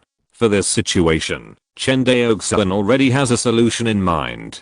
However, for the time being, the most important things for the Chen family are only two. First, cultivate a spiritual vein. Second, expand the size of the family population. Chen Daoxuan plans to do these two things together. The spiritual vein issue has been well resolved. Now and even in the future, expanding the family population will be the basic policy of the Chen family. At least within 300 years, the expansion of the Chen family population will not stop. Thinking of this, Chen Daoxuan looked at Chen Zhi and said, "Mr. Chen, I will leave for Guanghan Prefecture the day after tomorrow to purchase supplies for the family. During the 2 months I'm away, I want your county government to set up a family planning department to encourage and guide the family members to have children.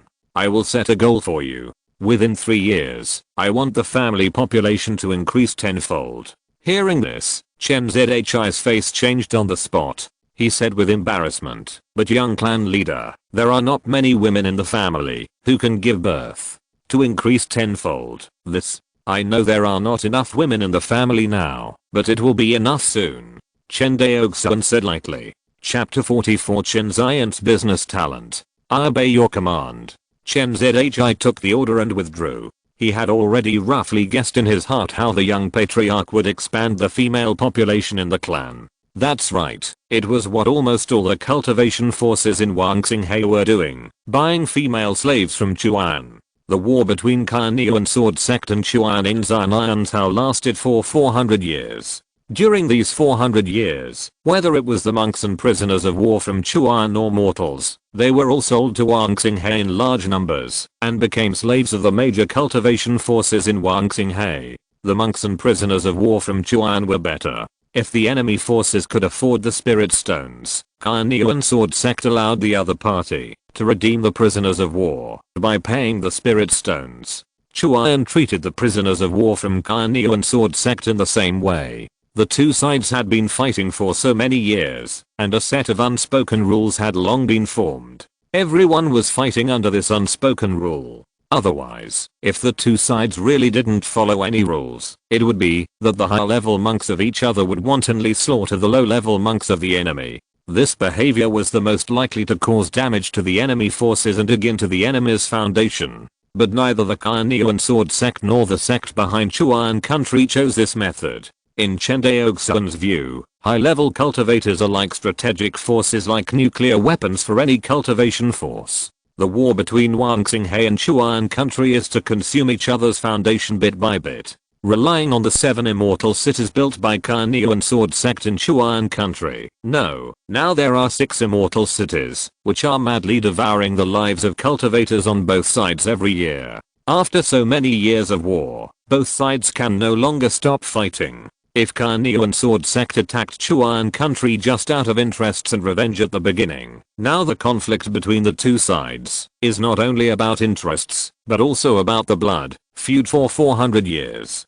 For example, the Chen family of Shuanghu Island sacrificed 12 immortal monks on the battlefield of Chuan country. How can they not hate the monks of Chuan country? Of course they hate. The attitude of the monks of Chuan country towards the monks of Wangxinghe is the same. However, judging from the results of the wars between the two sides over the years, Kainiuan sword sect has always been in the upper hand and maintained its offensive against Chuan state. Except for the battle 50 years ago in which it lost a fairy city, Kainiuan sword sect rarely lost in the war with Chuan state. After arranging the affairs of the clan, Chen Daoxuan took the remaining 50 or so red shadow flying swords and embarked on a voyage to Guanghan Prefecture. 1 month later, on the deck of the Kanglang, Chen Daoxuan stretched his body, leaned on the railing, and looked at the spectacular scene of the white sails covering the sun at the port of Guanghan Prefecture, and exhaled a breath of turbid air.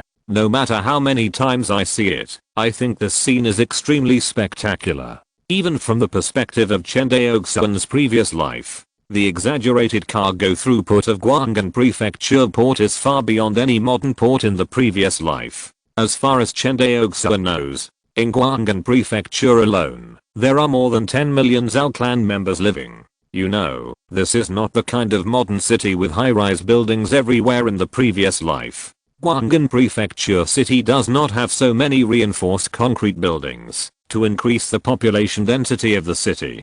Guanghan Prefecture can accommodate so many people, entirely relying on its endless urban circle, which is much larger than the cities on Earth in the previous life. The second time he came to Guanghan Prefecture, Chen Daoxuan was familiar with the road. He soon settled the clansmen he brought with him at the inn in the prefecture city where mortals lived. After settling the clansmen, Chen Daoxuan walked alone towards the Senexai Yufang market in the inner city of Guanghan Prefecture. He lined up and entered the inner city. After a series of procedures, it was almost evening. Chen Daoxuan did not dare to delay and summoned a treading cloud beast cart and headed towards the Rainbow Sound flying sword shop in the Senexai Yufang market. After an incense stick, Chen Daoxuan got off the car. After getting off the car, he seemed a little bit unbelievable. At this moment, the Rainbow Sound flying sword shop was surrounded by the Senexai Yufang market and the cultivators of small families. Shopkeeper, let's start quickly. It will be dark if we don't start now. That's right, let's start drawing quickly. Shopkeeper Chen, let's start quickly. I've been here for more than a month and I haven't won once. I don't believe my luck is so bad that I can't win once. Daoyao, what's the big deal? I've been waiting here for 3 months. Chen Daoxuan stood outside the crowd, listening to everyone's chatter, and then looked at the Rainbow Sound flying sword shop surrounded by the crowd. He finally found out the whole story. It turned out that the dozens of first grade low grade and first grade medium grade flying swords in the Rainbow Sound flying sword shop became completely popular in the neighborhood shortly after the first day of sale. Chen Daoxuan was mentally prepared for the flying swords in the Rainbow Sound flying sword shop to sell well. After all, he had done sufficient market research before opening the shop. The quality of the magic weapons and other magic weapon shops could not compete with that of the Rainbow Sound flying sword shop. It would be strange if his Chen family's flying swords could not be sold. But Chen Daoxuan would never have thought that the Rainbow Sound flying sword shop would create such a big sensation in the SYNOPSIS market. After all, he only left Chen Zion with less than 40 flying swords. According to the popularity that Chen Daoxuan saw, it should have been sold out long ago, and there would not be the current scene. The reason why the Rainbow Sound flying sword shop is so popular is entirely because Chen Zion played a hungry marketing. On the first day after the opening of the Rainbow Sound flying sword shop, Chen Zion realized that the Chen family's flying swords would be sold out. But he knew even more clearly that the inventory in the Rainbow Sound flying sword shop could not meet the huge market of the SYNOPSIS market. You know, there are hundreds of thousands of permanent cultivators in Guangdong Prefecture, not to mention the people coming and going every day. According to Zhao's statistics, the number of cultivators coming and going in Guangdong Prefecture every day is more than 500,000. This shows the prosperity of Guangdong Prefecture. In such a huge market, the little stock of the Rainbow Sound flying sword shop would not even make a single wave. It was impossible for Chen Zion to sell out all the flying swords on the first day and close the shop for the remaining months, right? So, the clever Chen Zion came up with a solution: lottery. When the Rainbow Sound flying sword shop just opened, he picked a lucky customer every day to get a chance to buy from the Rainbow Sound flying sword shop at the normal market price. Chen Daoxuan originally left a total of 23 first level low grade magic tools and 11 first level medium grade magic tools. At this rate, the shop could only support more than a month at most, and the Rainbow Sound flying sword shop would have to close down. Forced to do so, Chen Zion could only keep extending the interval between each lottery. Up to now, Chen Zion basically draws once a week, and finally waited for Chen Daoxuan to come to replenish the stock. Chen Zion glanced at the crowd, and when he was about to open the lottery, he saw Chen Daoxuan in the crowd from the corner of his eye, and suddenly a touch of excitement surged on his face. Chen Daoxuan found that, although he had only seen his uncle for a few months, his uncle looked better than when he was in the family. Yes, without the troubles in the family, and with the booming business of the Hongmeng flying sword shop, Chen Zion couldn't help but look better. Shopkeeper Chen, hurry up and draw the prize. Everyone is waiting. Yes, draw the prize quickly. I've been waiting for a week. Draw it quickly. Under the urging of the crowd, Chen Zion took out a special note from a black stone box. Chen Zion glanced at the note and said, "Congratulations to customer number A7 for winning a chance to buy a flying sword from our store. Me, it's me. Haha." A short man with a face full of flesh squeezed out of the crowd, waving a note exactly like Chen Zion's in his hand, and said ecstatically, Chapter 45 Night Talk. At night, Hongmeng flying sword shop. In front of the tea table, Chen Zion made a cup of spiritual tea for Chen Daoxuan, looked him up and down, and said with a smile, "Is everything okay with the family?" "Everything is fine." Chen Daoxuan nodded as he took the amber tea cup handed over by Chen Zion. Changing the subject, Chen Daoxuan smiled and said, "By the way, Uncle 13, how did you think of selling flying swords in this way?" Hearing this, Chen Zion immediately blew his beard and glared, and said unhappily, "It's all your fault." As he said that, he couldn't help but laugh at himself first. The flying swords you refine are of high quality, and there is no other one that can match it in the entire Sanxiu Fang City. But the quantity is too small, and it is not enough for those Sanxiu to share. At this point, Chen Zion shook his head with regret. "By the way, how many flying swords did you bring this time?" As if thinking of something, Chen Zion looked at Chen Daoxuan with expectation and asked. Hearing this, Chen Daoxuan smiled slightly, and took out 55 flying swords from his storage bag. All the flying swords produced by the family during this period are here. Chen Daoxuan pointed to a pile of sword boxes neatly stacked on the ground. Seeing this, Chen Zion walked forward, opened the sword boxes one by one, and carefully checked the flying swords in the sword boxes. Good.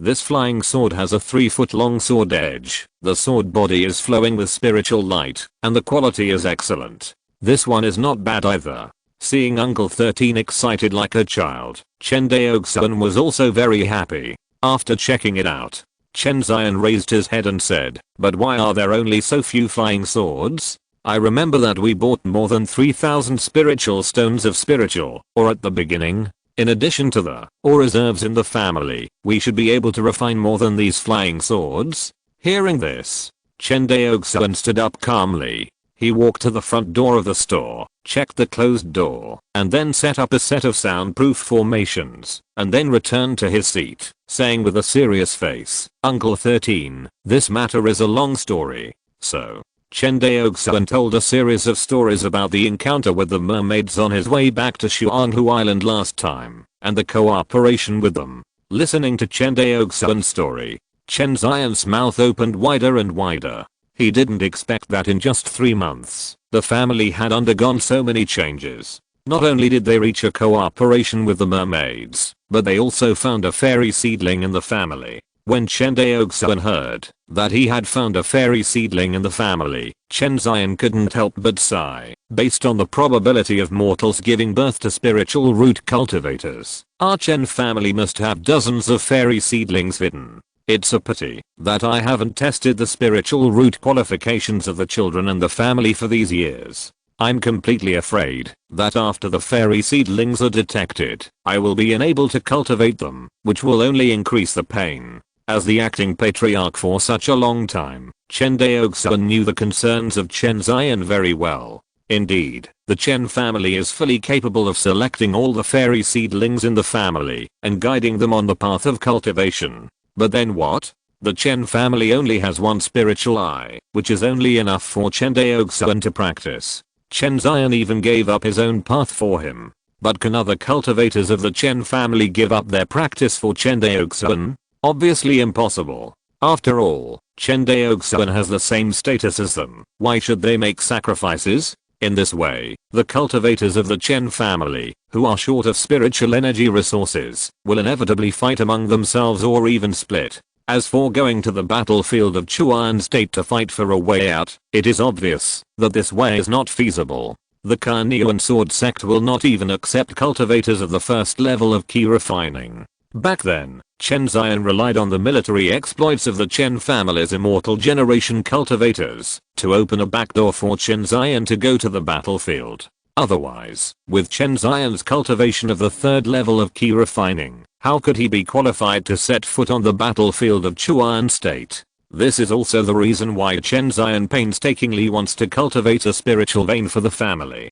Seeing that the family's immortal seedlings cannot practice because of lack of spiritual energy, this kind of pain is really indescribable. In fact, from the bottom of his heart, Chen Daoxuan does not quite agree with Chen Zion's way of managing the family. He thought Chen Zion had put the cart before the horse. In Chen Daoxuan's eyes, the family cultivators or clan members were the most important foundation of a family. In fact, the Chen family could have selected all the immortal seedlings and guided them on the path of cultivation. Even if these cultivators were only at the first level of key refining, the Chen family could have allowed them to open up a deserted island near Xuanhu Island. The Chen family only needed to take out the spiritual stones in the clan treasury and buy slaves to open up the deserted island for farming. It was definitely better than waiting for death with the spiritual stones in the clan treasury. In this way, after a few generations of hard work, the Chen family would surely slowly get out of the predicament.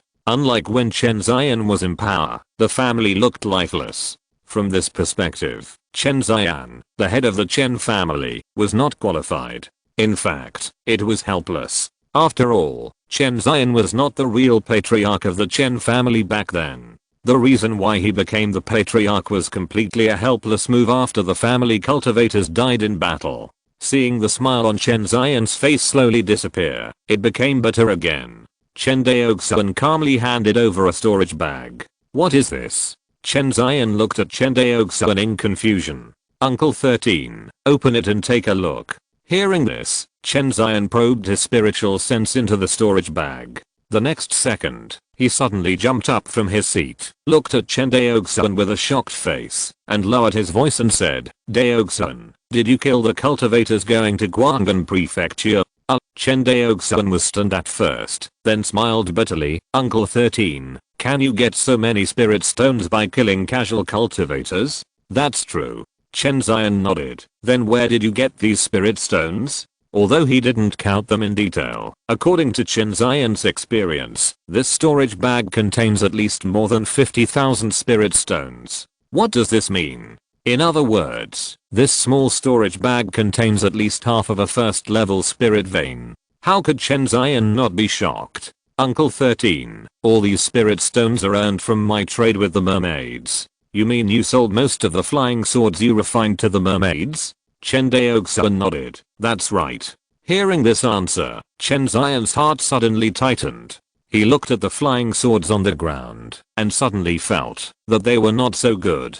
Then why don't you sell all these flying swords to the mermaids? Chen Zion was a little distressed, as if he had lost hundreds of millions. I just thought that the supply of flying swords here is tight, Uncle 13. Besides, although the profit of the mermaid market is high, the market scale cannot be compared with Guanghan Prefecture after all. The human market is the largest market for our Chen family. Chen Zion quite agreed with this statement. These days, he finally felt the enthusiasm of the casual cultivators in Guanghan Prefecture. Chen Zion even believed that, if he raised the price of the flying swords in the store to 80 or even 100 spirit stones, there would be a large number of casual cultivators willing to buy them. However, he always remembered what his nephew said, that he wanted to make the rainbow sound flying sword famous, so he chose to sell it at the market price, and did not take the opportunity to raise the price. This behavior also established a good brand image for the rainbow sound flying sword in the hearts of the majority of casual cultivators, making the reputation of the rainbow sound flying sword continue to expand. Until now, almost all casual cultivators in the casual cultivator market have heard of such a flying sword shop, where the flying swords sold are not only of high quality but also cheap.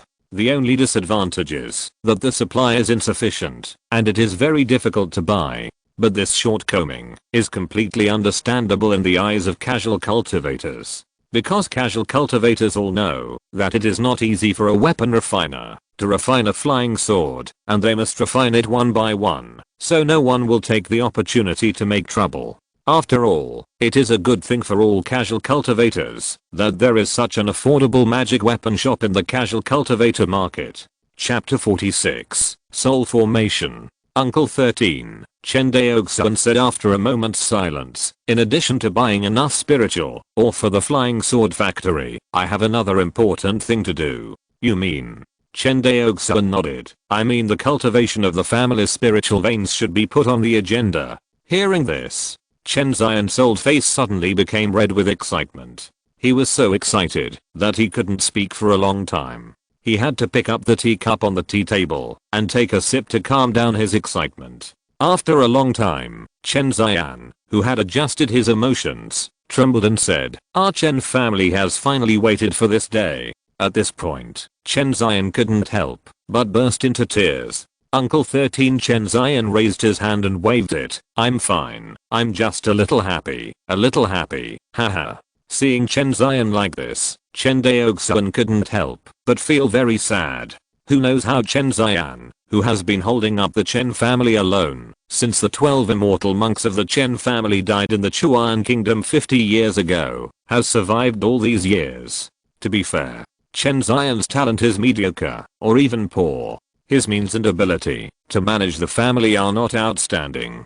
But such an ordinary Chen family cultivator would rather guard the family's huge sum of more than 8,000 spirit stones, and would rather give his spiritual resources to younger generations of cultivators, rather than abandon the family and the clan members. Just based on this point, Chen Zion is worthy of his ancestors and descendants, enough to be admired by the descendants of the Chen family. Wipe away some tears. Chen Zion said in a hoarse voice. Cultivating the family's spiritual veins is a very important matter. Not only do you need more than 100,000 spirit stones, but you also need the assistance of the first level soul formation. I'm not worried about the spirit stones now, but this soul formation. Chen Zion thought for a while and said, I heard that Zhao's auction house in the core business district of Guanghan Prefecture Xianxing holds a small auction at the beginning of each month, where there are complete sets of first level and second level soul formation methods and formation materials for auction. It has to be said,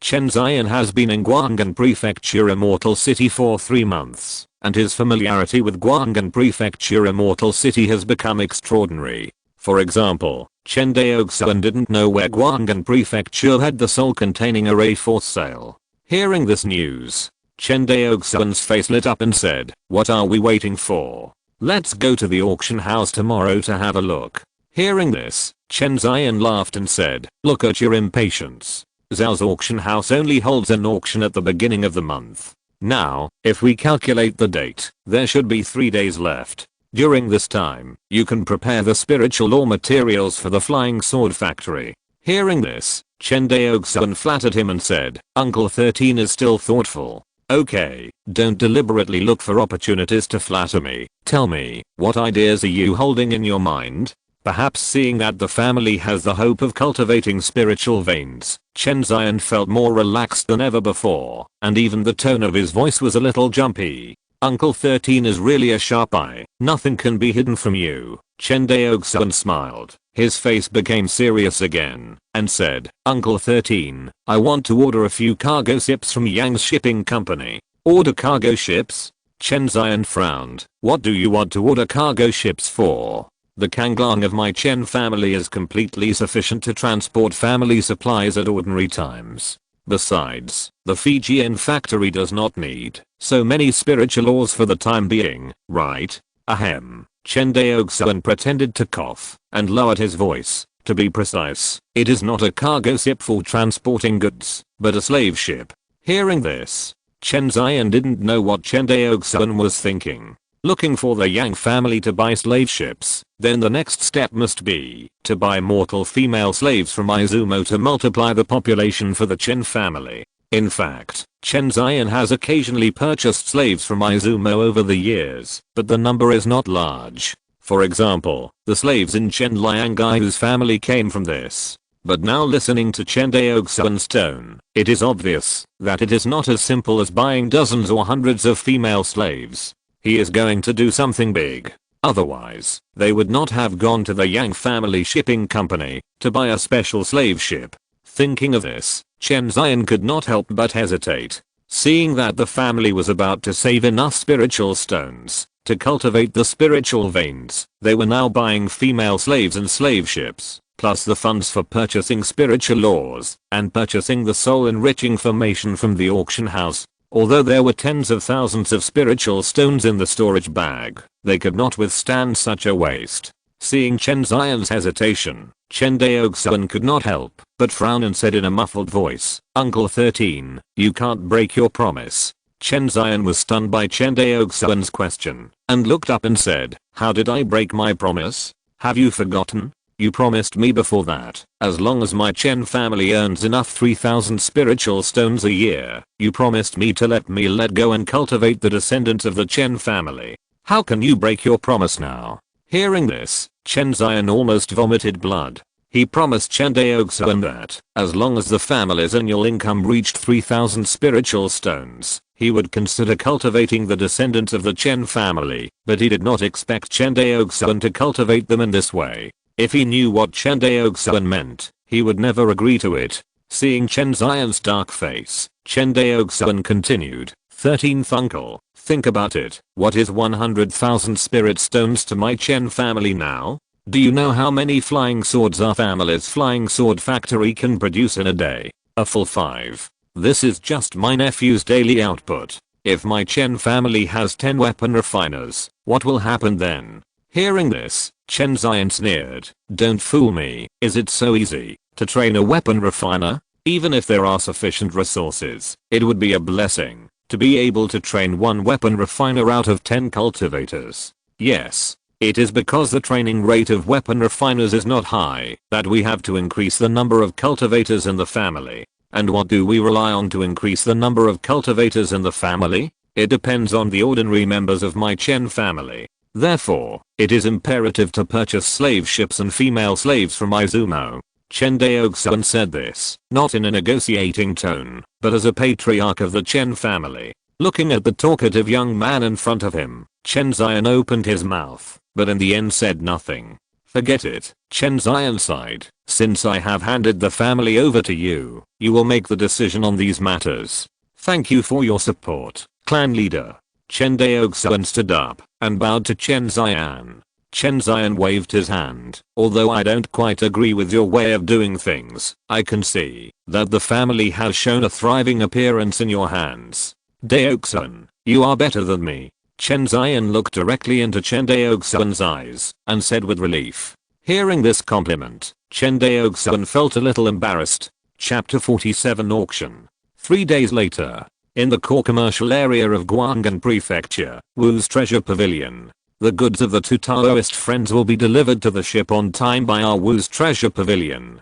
Please rest assured. At the door of the Wu's treasure pavilion, a Wu's foundation building cultivator smiled and bowed to Chen Daoxuan and Chen Daoxuan. Then I'm sorry to bother you, seniors. Please stay. Chen Daoxuan bowed and returned the greeting, humbly. The Wu's foundation building cultivator nodded. Please take care. With the polite words, Chen Daoxuan and Chen Daoxuan walked out of the door of the Wu's treasure pavilion. Not long after the two left, a young cultivator in the store came forward and asked in a low voice, Uncle, why are you so polite to key refining cultivators? Wouldn't it be a loss of dignity for our Wu family? Who knew that the foundation building cultivator heard this, glanced at the young cultivator of the Wu family, frowned and said, Guangxun, you must remember that when doing business in Guanghan Prefecture, the substance is more important than the appearance. The two cultivators just now did not have high cultivation levels. One was at the 6th level of key refining, and the other was only at the 4th level of key refining.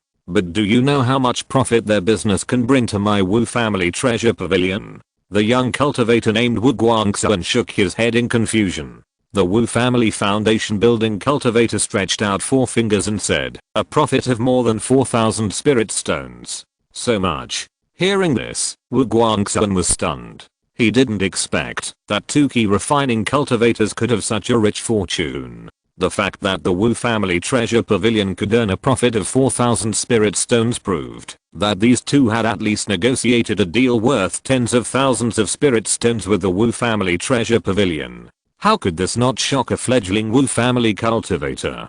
So, when doing business in Guanghan Prefecture, you can neither judge people by appearance nor judge the size of the business based solely on the customer's cultivation. There are millions of cultivators in Guanghan Prefecture, among which there are tens of thousands of foundation building cultivators, if not hundreds of thousands. Among so many foundation building cultivators, how many can have the wealth of these two? Besides, do you know what the background of these two is? What the clan uncle means is, the Wu family foundation building cultivator said unhappily, what I mean is that you should open your eyes in the future and don't bring the bad habit of looking down on others that you have acquired in your family to the Wu family treasure pavilion. Otherwise I will definitely give you a failing grade in your experience assessment. Sure enough, Wu Guangxuan's face turned pale when he heard this.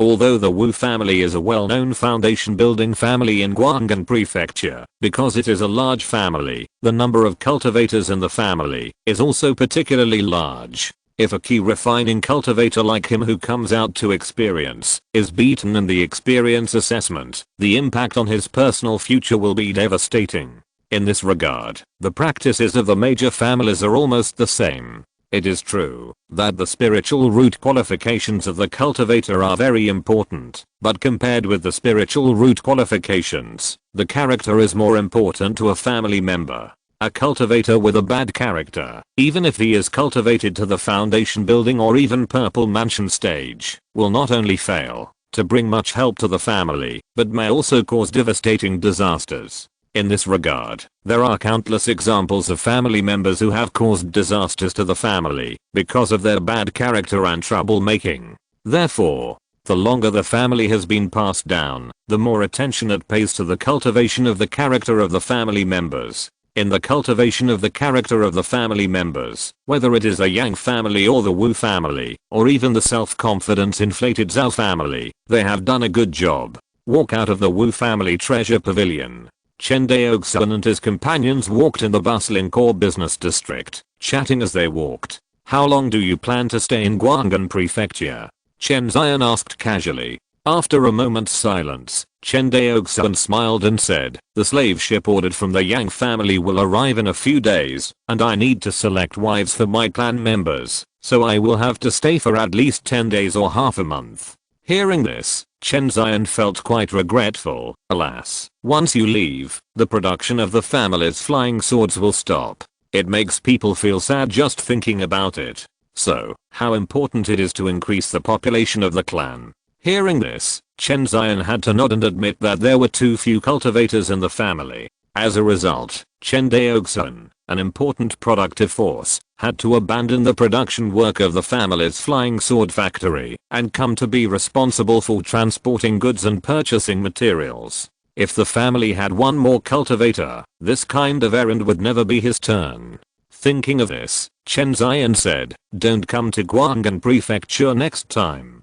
Didn't you order a ship from the Yang family? Next time I will go directly back to Xuanhu Island to pick up and transport the spiritual ore. Leave all the errands to me in the future, and you can concentrate on the production of the family flying sword factory. This. Chen Daoxuan hesitated for a moment and nodded. That's fine. As he spoke, the two soon came to Zhao's auction house. Zhao's auction house is located in the most prosperous area in the core business district of Guang'an Prefecture Xiancheng. It is not enough to describe this place as an inch of land and gold, because the land and shops in this entire area belong exclusively to the Zhao family. Zhao's auction house is the most conspicuous one in this area.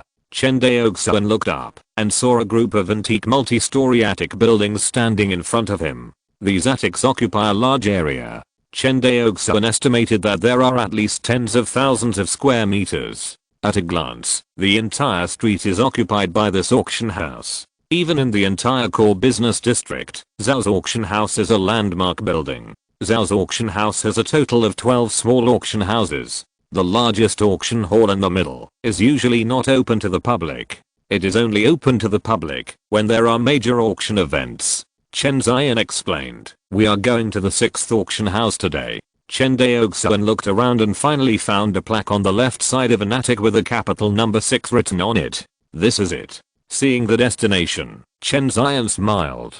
Fellow Daoists, please stay. The two were about to enter the door, but were blocked by the Zhao family cultivators waiting at the door. Seeing this, Chen Daoxuan frowned and said, fellow Daoists, what do you mean? Who knows that the Zhao family cultivator was not surprised and said, is this the first time for the two fellow Daoists to come to my Zhao's auction house? What does this have to do with you blocking our way? Chen Daoxuan asked back. Dao, you misunderstood. In order to prevent malicious bidding and the loss of the treasure, this auction house has formulated a set of rules for identity verification. Identity verification? The two looked at each other, and Chen Daoxuan asked curiously, I wonder how to verify the identity? It's simple. Just check whether the amount of spirit stones in the 2 storage bags has reached 5,000 spirit stones, and the identity can be verified. Hearing this, Chen Zion nodded in understanding, and Chen Daoxuan was almost dumbfounded.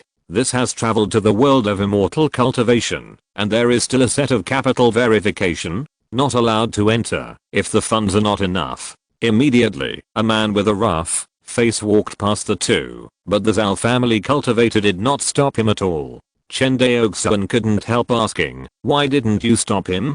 Dao, you are joking. That person is a foundation building senior. How could he do such a malicious bidding? Seeing the Zhao family cultivator's attitude, Chen Daoxuan felt a little uncomfortable, but didn't say much. He casually threw a storage bag over and said, this is our identification. The Zhao family cultivator took the storage bag and examined it. Immediately, his face changed, and he respectfully handed the storage bag back, stepped aside and said, two Taoist friends, please. Chapter 48, Dragon Python Swallowing Heaven Technique. Zhao's auction house. In a private room of the number 6 auction hall. After watching the maid who served the two people spiritual tea and spiritual fruit leave, Chen Daoxuan looked around the spacious auction hall and said with emotion, the Zhao family is so impressive. Such a large auction hall is just a branch of the Zhao's auction house. Yes, Chen Zion nodded. Each private room here is paved with black rocks that block the detection of spiritual consciousness, protecting the privacy of customers to the greatest extent.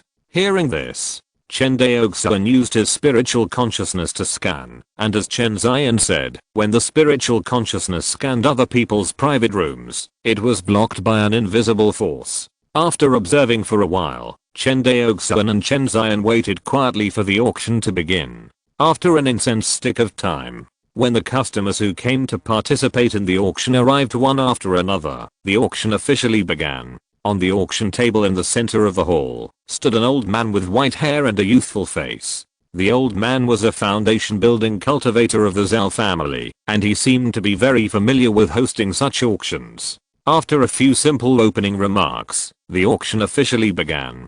The first treasure to be auctioned was a bottle of the second level elixir Huandan, which can help foundation building cultivators recover 30% of their true essence after taking it, but only one pill can be taken within a month. Otherwise, if taken continuously in a short period of time, the poison of the pill will cause difficult to heal injuries to the cultivator's body. The old man introduced. I believe everyone is very clear about the characteristics of Huandan, so I won't say more. There are 10 Huandan pills in a bottle. The starting price is 2000 lingxi, and each bid must not be less than 100 lingxi. As soon as the voice fell, the sound of bidding was heard in the box. 2100 lingxi. 2300 lingxi. The price of a bottle of Huandan was hyped up higher and higher, and finally it was sold for 2500 lingxi. Silently listening to the final transaction price of the pill, Chen Daoxuan couldn't help but sigh. The market price of Huan pill is only 200 lingxi per pill. After this auction, the price has increased by 25%. The Zhao family really knows how to do business. Chen Daoxuan shook his head. Compared to the magic weapon market, pills are more in short supply. It is common to buy them at a premium. A premium of 25% is not too bad. Then, one treasure after another was sold by the auction house. There was no vicious bidding during the period. In fact, it is normal, if you think about it carefully. Zhao's auction house holds an auction every other month. The treasures auctioned have actually been publicized in this month. People who come to the auction have clear goals and have already had a psychological price for the target. Unless someone is interested in the same treasure. Otherwise, even bidding rarely occurs, and basically it is obtained at a price that is less than 20% or 30% higher than the auction reserve price. After all, no one's lingxi is blown by the wind, and mindless bidding only appears in novels and storybooks. Everyone knows that spiritual veins are hard to find, but cultivators must have spiritual energy to practice. The next item to be auctioned is the first level spiritual formation and materials for the formation that assist in cultivating spiritual veins. The starting price is 1000 spiritual stones, and each increase must not be less than 100 spiritual stones. The target appeared, and Chen Daoxuan and the other person in the box were immediately excited. 1100 spiritual stones. Chen Daoxuan bid 1200 spiritual stones. In another box, bidding sounds rang out.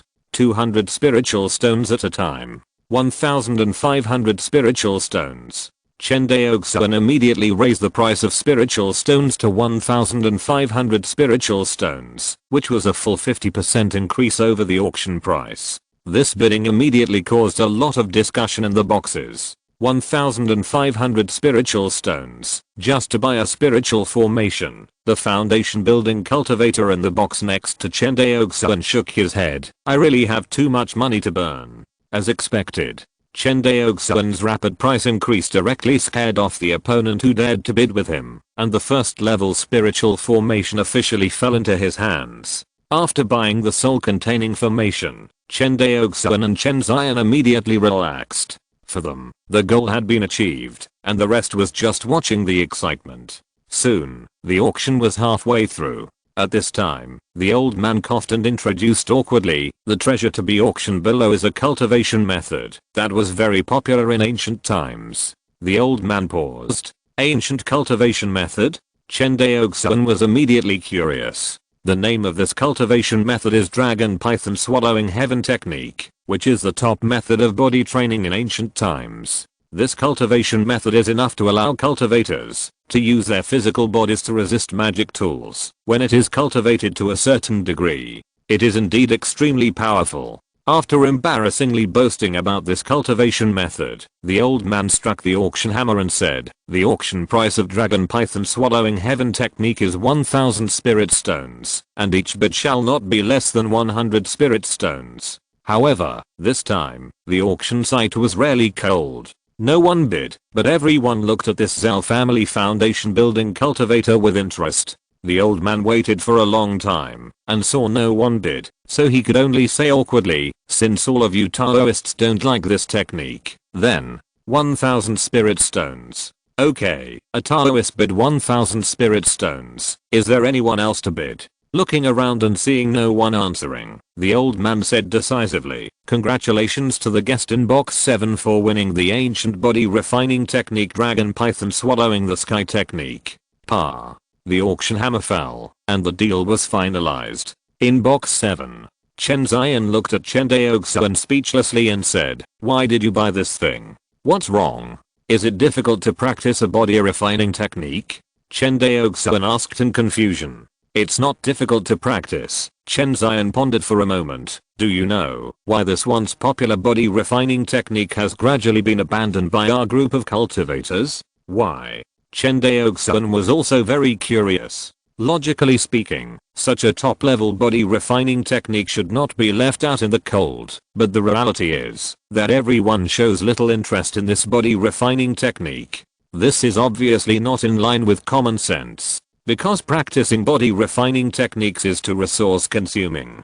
Chen Daoxuan shook his head. "Someone has calculated in detail that cultivators who practice body refining techniques at the same time consume more than 10 times the resources of normal cultivators of the same level. So many resources are enough for you to buy 10 top-notch defensive magic weapons. Why bother to spend time and effort to practice any body refining techniques?" "I see." Hearing this, Chen Daoxuan didn't care too much, because he knew that the Chen family would lack everything in the future, and the only thing they would not lack might be cultivation resources. No one knew better than him that once industrialized production was achieved, resources would flow to their Chen family like a tide. At that time, what the Chen family lacked was not resources, but how to transform resources into strength. Chen Daoxuan felt that it was not a loss to buy a top-notch body refining technique that could enhance the strength of the clan members in the future with 1000 spirit stones. 2 items were purchased. Chen Daoxuan already felt that this trip was complete, and he did not plan to bid for anything else, just waiting for the auction to end. Half an hour later, the auction came to an end. As the final treasure, the Zhao family also took out a treasure that they had only, the Water Spirit Pearl. And it was not an ordinary first level Water Spirit Pearl, but a second level Water Spirit Pearl. The last item is a treasure that my Zhao family produces in abundance, the second level Water Spirit Pearl. I don't need to elaborate on the effects of the second level Water Spirit Pearl. I just want to say that it can be used with elixirs to assist cultivators in their practice. Sure enough, the words of the Zhao family elder completely ignited the atmosphere at the scene. Even Chen Daoxuan was jealous when he saw the second level Water Spirit Pearl. Chen Daoxuan knew how powerful this thing was. He was able to practice from the 3rd level of key refining to the 4th level of key refining so quickly, and the Water Spirit Pearl played an indispensable role. What's more, the 10 Water Spirit Pearls auctioned by the Zhao family were 2nd level Water Spirit Pearls, and their effects were stronger than the 1st level and 2nd level Water Spirit Pearls. A total of 10 2nd level Water Spirit beads. The auction price is 10,000 spirit stones, and each bid must not be less than 1,000 spirit stones. "Please bid," the old man of the Zhao family said with a smile. The reason why Zhao's auction house is so popular is also related to their frequent auctions of water spirit beads. It is well known that in the Huangxing Sea, only the Zhao family of Guang'an Prefecture has water spirit beads for sale. Other families also want to learn from the Zhao family to capture mermaids, but they don't have the unique capture methods of the Zhao family. Si estas escuchando esta novela en un canal distinto a mundo fanfic novelas. Significa que descargaran y subirán sin esfuerzo te invitamos cordialmente a visitar nuestro canal. Mundo fanfic novelas y encontrarás la versión original de esta historia y podrás explorar muchas otras novelas de diversos géneros. te esperamus para su major tenuen mundo de novelos increíbles. Chapter 49 Kang's Yi family. Just as everyone was ready to go, a sinister voice was heard in box number 1 of the auction hall. I'm a disciple of the Yi family in Kangshao. Please give me some face. My Yi family would like to thank you all. As soon as the voice fell, the auction hall suddenly became so quiet that you could hear a pin drop. In box number 7, Chen Daoxuan felt that a strange atmosphere was brewing in the auction hall, which was completely different from the harmonious and enthusiastic atmosphere just now. On the auction stage, the old man of the Zhao family heard this, and his face suddenly darkened, but he seemed to be afraid and looked angry, but dared not speak. Seeing that no one spoke, the voice in box 1 rang out again. In that case, I, Yi, would like to thank you all for your kindness. The Yi family cultivator proudly cupped his hands and said proudly, 10,000 spirit stones. The Zhao family elder on the auction table had an ugly face, but due to the rules, he still said in a deep voice, the guest in box 1 bid 10,000 spirit stones. Is there anyone who can bid higher? He asked several times in a row, but no one answered. Seeing that the Zhao family elder kept asking, the Yi family cultivator in box 1 became a little impatient and urged, fellow Daoist Zhao, please hurry up, don't you see that everyone has given up bidding? The Zhao family elder ignored him and continued to ask. This time, the face of the Yi family foundation cultivator turned completely ugly. He wanted to get angry, but it seemed that he took into account that this was the Zhao family's territory, so he had to suppress his unhappiness. In box 7, Chen Daoxuan suddenly heard a quick gasp beside him. He turned around and saw his 13th uncle Chen Zion with a ferocious face, looking like he was ready to eat someone. 13th uncle, what's wrong with you? Chen Daoxuan asked with concern. Yi family. Yi family. Chen Zion moaned in pain, like a madman. Chen Daoxuan had never seen his 13th uncle, who was always amiable in front of him, show such a strong killing intention. He seemed to understand something, turned his head to look in the direction of box number 1, and said in a deep voice, is there a grudge between my Chen family and the Kangzai family? There is a grudge. A blood feud. Chen Zion's eyes were red, his eyes were bloodshot, and he gritted his teeth. Hearing this, Chen Daoxuan made up his mind. Just as he was about to bid, a rough voice came from the box number 6 next to him. Wait, who said no one bid? I bid 11,001 spirit stones. Hearing this arrogant and domineering words, the stagnant atmosphere in the auction hall was completely broken. 12,001 spirit stones. Fellow Daoists, think it over. Do you really want to be enemies with our Yi family? Seeing this, the Yi family cultivator in box 1 became anxious and threatened in public. At this time, the rough voice in box 6 sounded again. Hey, old man from the Zhao family, someone is always threatening us. Do you Zhao family care? Hearing this, the old man from the Zhao family suppressed a smile and said, please follow the rules of this auction house, otherwise I will ask you to leave. In box 1, Yi Ziechen's face flushed, and his true energy was surging, as if he was about to make a move in the next second. As the largest immortal cultivation family in Kangshao, when has the Yi family been humiliated like this? But thinking that this is Guanghan Prefecture, and thinking of the embarrassing situation of the Yi family in recent years, Yi Ziechen had to endure it. 13,000 spirit stones.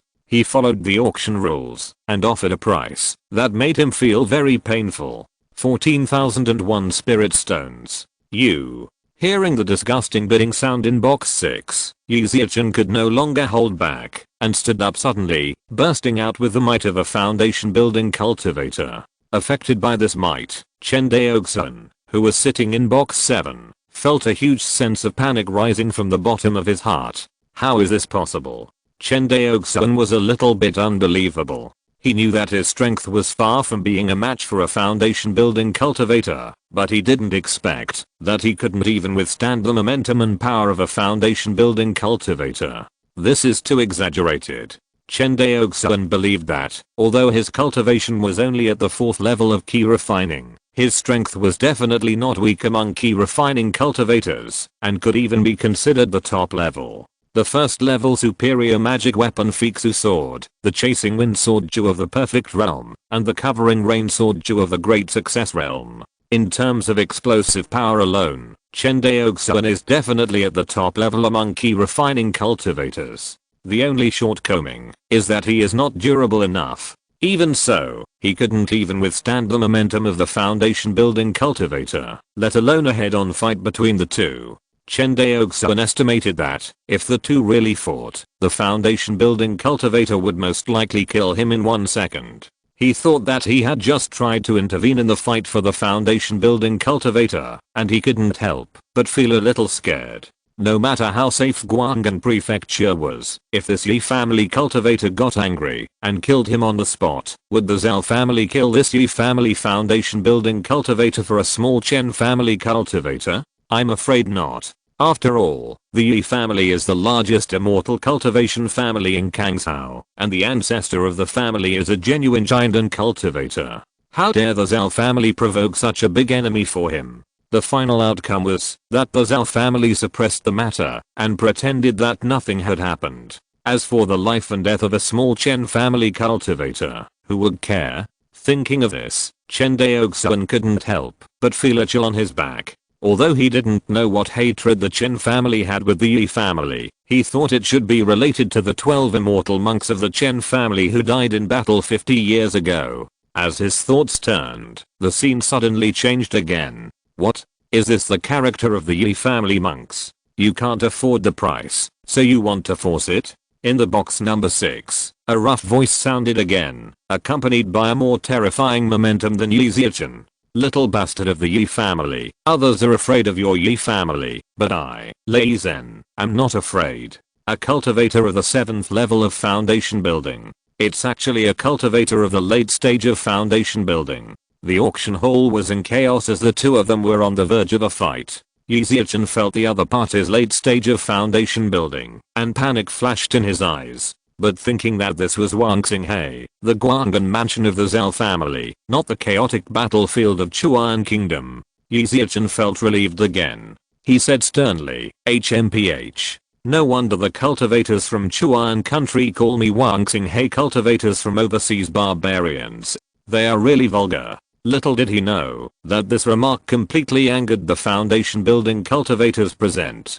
Chen Daoxuan discovered that even 1 or 2 key refining cultivators had joined the bidding. The matter had turned into a complete farce. Yi Zichen knew that he would not be able to buy the Zhao family's water spirit beads today. HMPH. The hospitality of Guang'an Mansion today has taught me a lesson. I, Yi Zichen, will remember this humiliation in my heart. After saying that, he left in anger. Seeing the Yi family cultivators leave, everyone cheered like triumphant soldiers. Get lost. What a shitty Yi family cultivator. You useless rubbish who fled for fear of a fight, and you dare to come and make trouble in my Guang'an prefecture. Hearing the accusations from the many foundation building cultivators in the auction hall, Yi Zichen's face turned as hen, and he said nothing. Chapter 50, Zenon Pass. As the auction ended, Chen Daoxuan and the other person left the auction house together. Along the way, Chen Ziyan was in low spirits and didn't say a word. Chen Daoxuan, who didn't know what was going on, couldn't say anything to comfort him, so he could only stay with him quietly. When the treading cloud beast car arrived in front of the Rainbow Sound Flying Sword shop, Chen Daoxuan reminded him softly, Uncle 13, we are here. Oh, are we here? After just one trip to the auction house, Chen Ziyan looked much older, with a hint of twilight in his eyes. After 3 days of depression, Chen Ziyan finally recovered. Daoxuan, I've worried you these days. In the shop, Chen Ziyan smiled at Chen Daoxuan with a reluctant look, and said, seeing that Chen Ziyan took the initiative to talk to him for the first time in 3 days, Chen Daoxuan quickly put down the things in his hands, breathed a sigh of relief and said, Uncle 13, as long as you are okay. Hearing this, Chen Ziyan nodded. Just as he was helping Chen Daoxuan sort out things in the store, Chen Daoxuan said calmly, 13th uncle, how could my Chen family have an enemy with the Yi family in Kangzhou City? Logically speaking, the Yi family is the largest family in Kangzhou, and the ancestor Yi Wudao is a famous giant and cultivator. Such a powerful immortal cultivation family, even the Zhao family dare not provoke. How could it have an enemy with the small Chen family of Shuanghu Island? Hearing this, Chen Daoxuan's emotions became a little excited again. He took a deep breath, slowly calmed down his emotions, and said in a low voice, "You should have heard of the Zenon Pass battle between Wang Xinghe and Chuan Kingdom 50 years ago. As a Kangshao cultivator, how could Chen Daoxuan not have heard of the famous Zenon Pass battle?" But at this time, listening to Chen Daoxuan's words, this battle seemed to have another hidden story. Zenon Pass, as one of the 7 immortal cities established by Carnean Sword Sect in Chuan Kingdom, has always played a role in guarding the southern front of Chuan Kingdom. But just 50 years ago, this famous fairy city was lost due to a defeat in the war. It must be said that this was a huge blow to the Carnean Sword Sect and the monks of Wang Xinghe, who had been advancing triumphantly for 400 years. Because of this incident, the monks of Kangshao, as the main garrison force, were often stabbed in the back by monks from other states when they walked in Wang Xinghe. When Chen Daoxuan narrated what he knew about the Battle of Zenon Pass, Chen Daoxuan sneered. "Nonsense." Chen Daoxuan said sarcastically, "All you know is what the Carnean Sword Sect has publicized. The real Battle of Zenon Pass is not what you said, because..." Chen Daoxuan paused, "Because 50 years ago, I was a sergeant guarding Zenon Pass." At this point, the pain in Chen Daoxuan's eyes flashed away. Back then, the Zhuan King Taoist alliance formed by the Zhuanyang sect and the Qinghu Taoist sect dispatched a large army of cultivators to launch a surprise attack on Zenon Pass. The other side dispatched nearly 1 million cultivators of various ranks, led by 5 Jiandan Zenren, to attack Zenon Fairy City. At that time, we only had 1 Jiandan cultivator stationed in Zenon Fairy City, and that was the ancestor of the Yi family, Yi Wudao.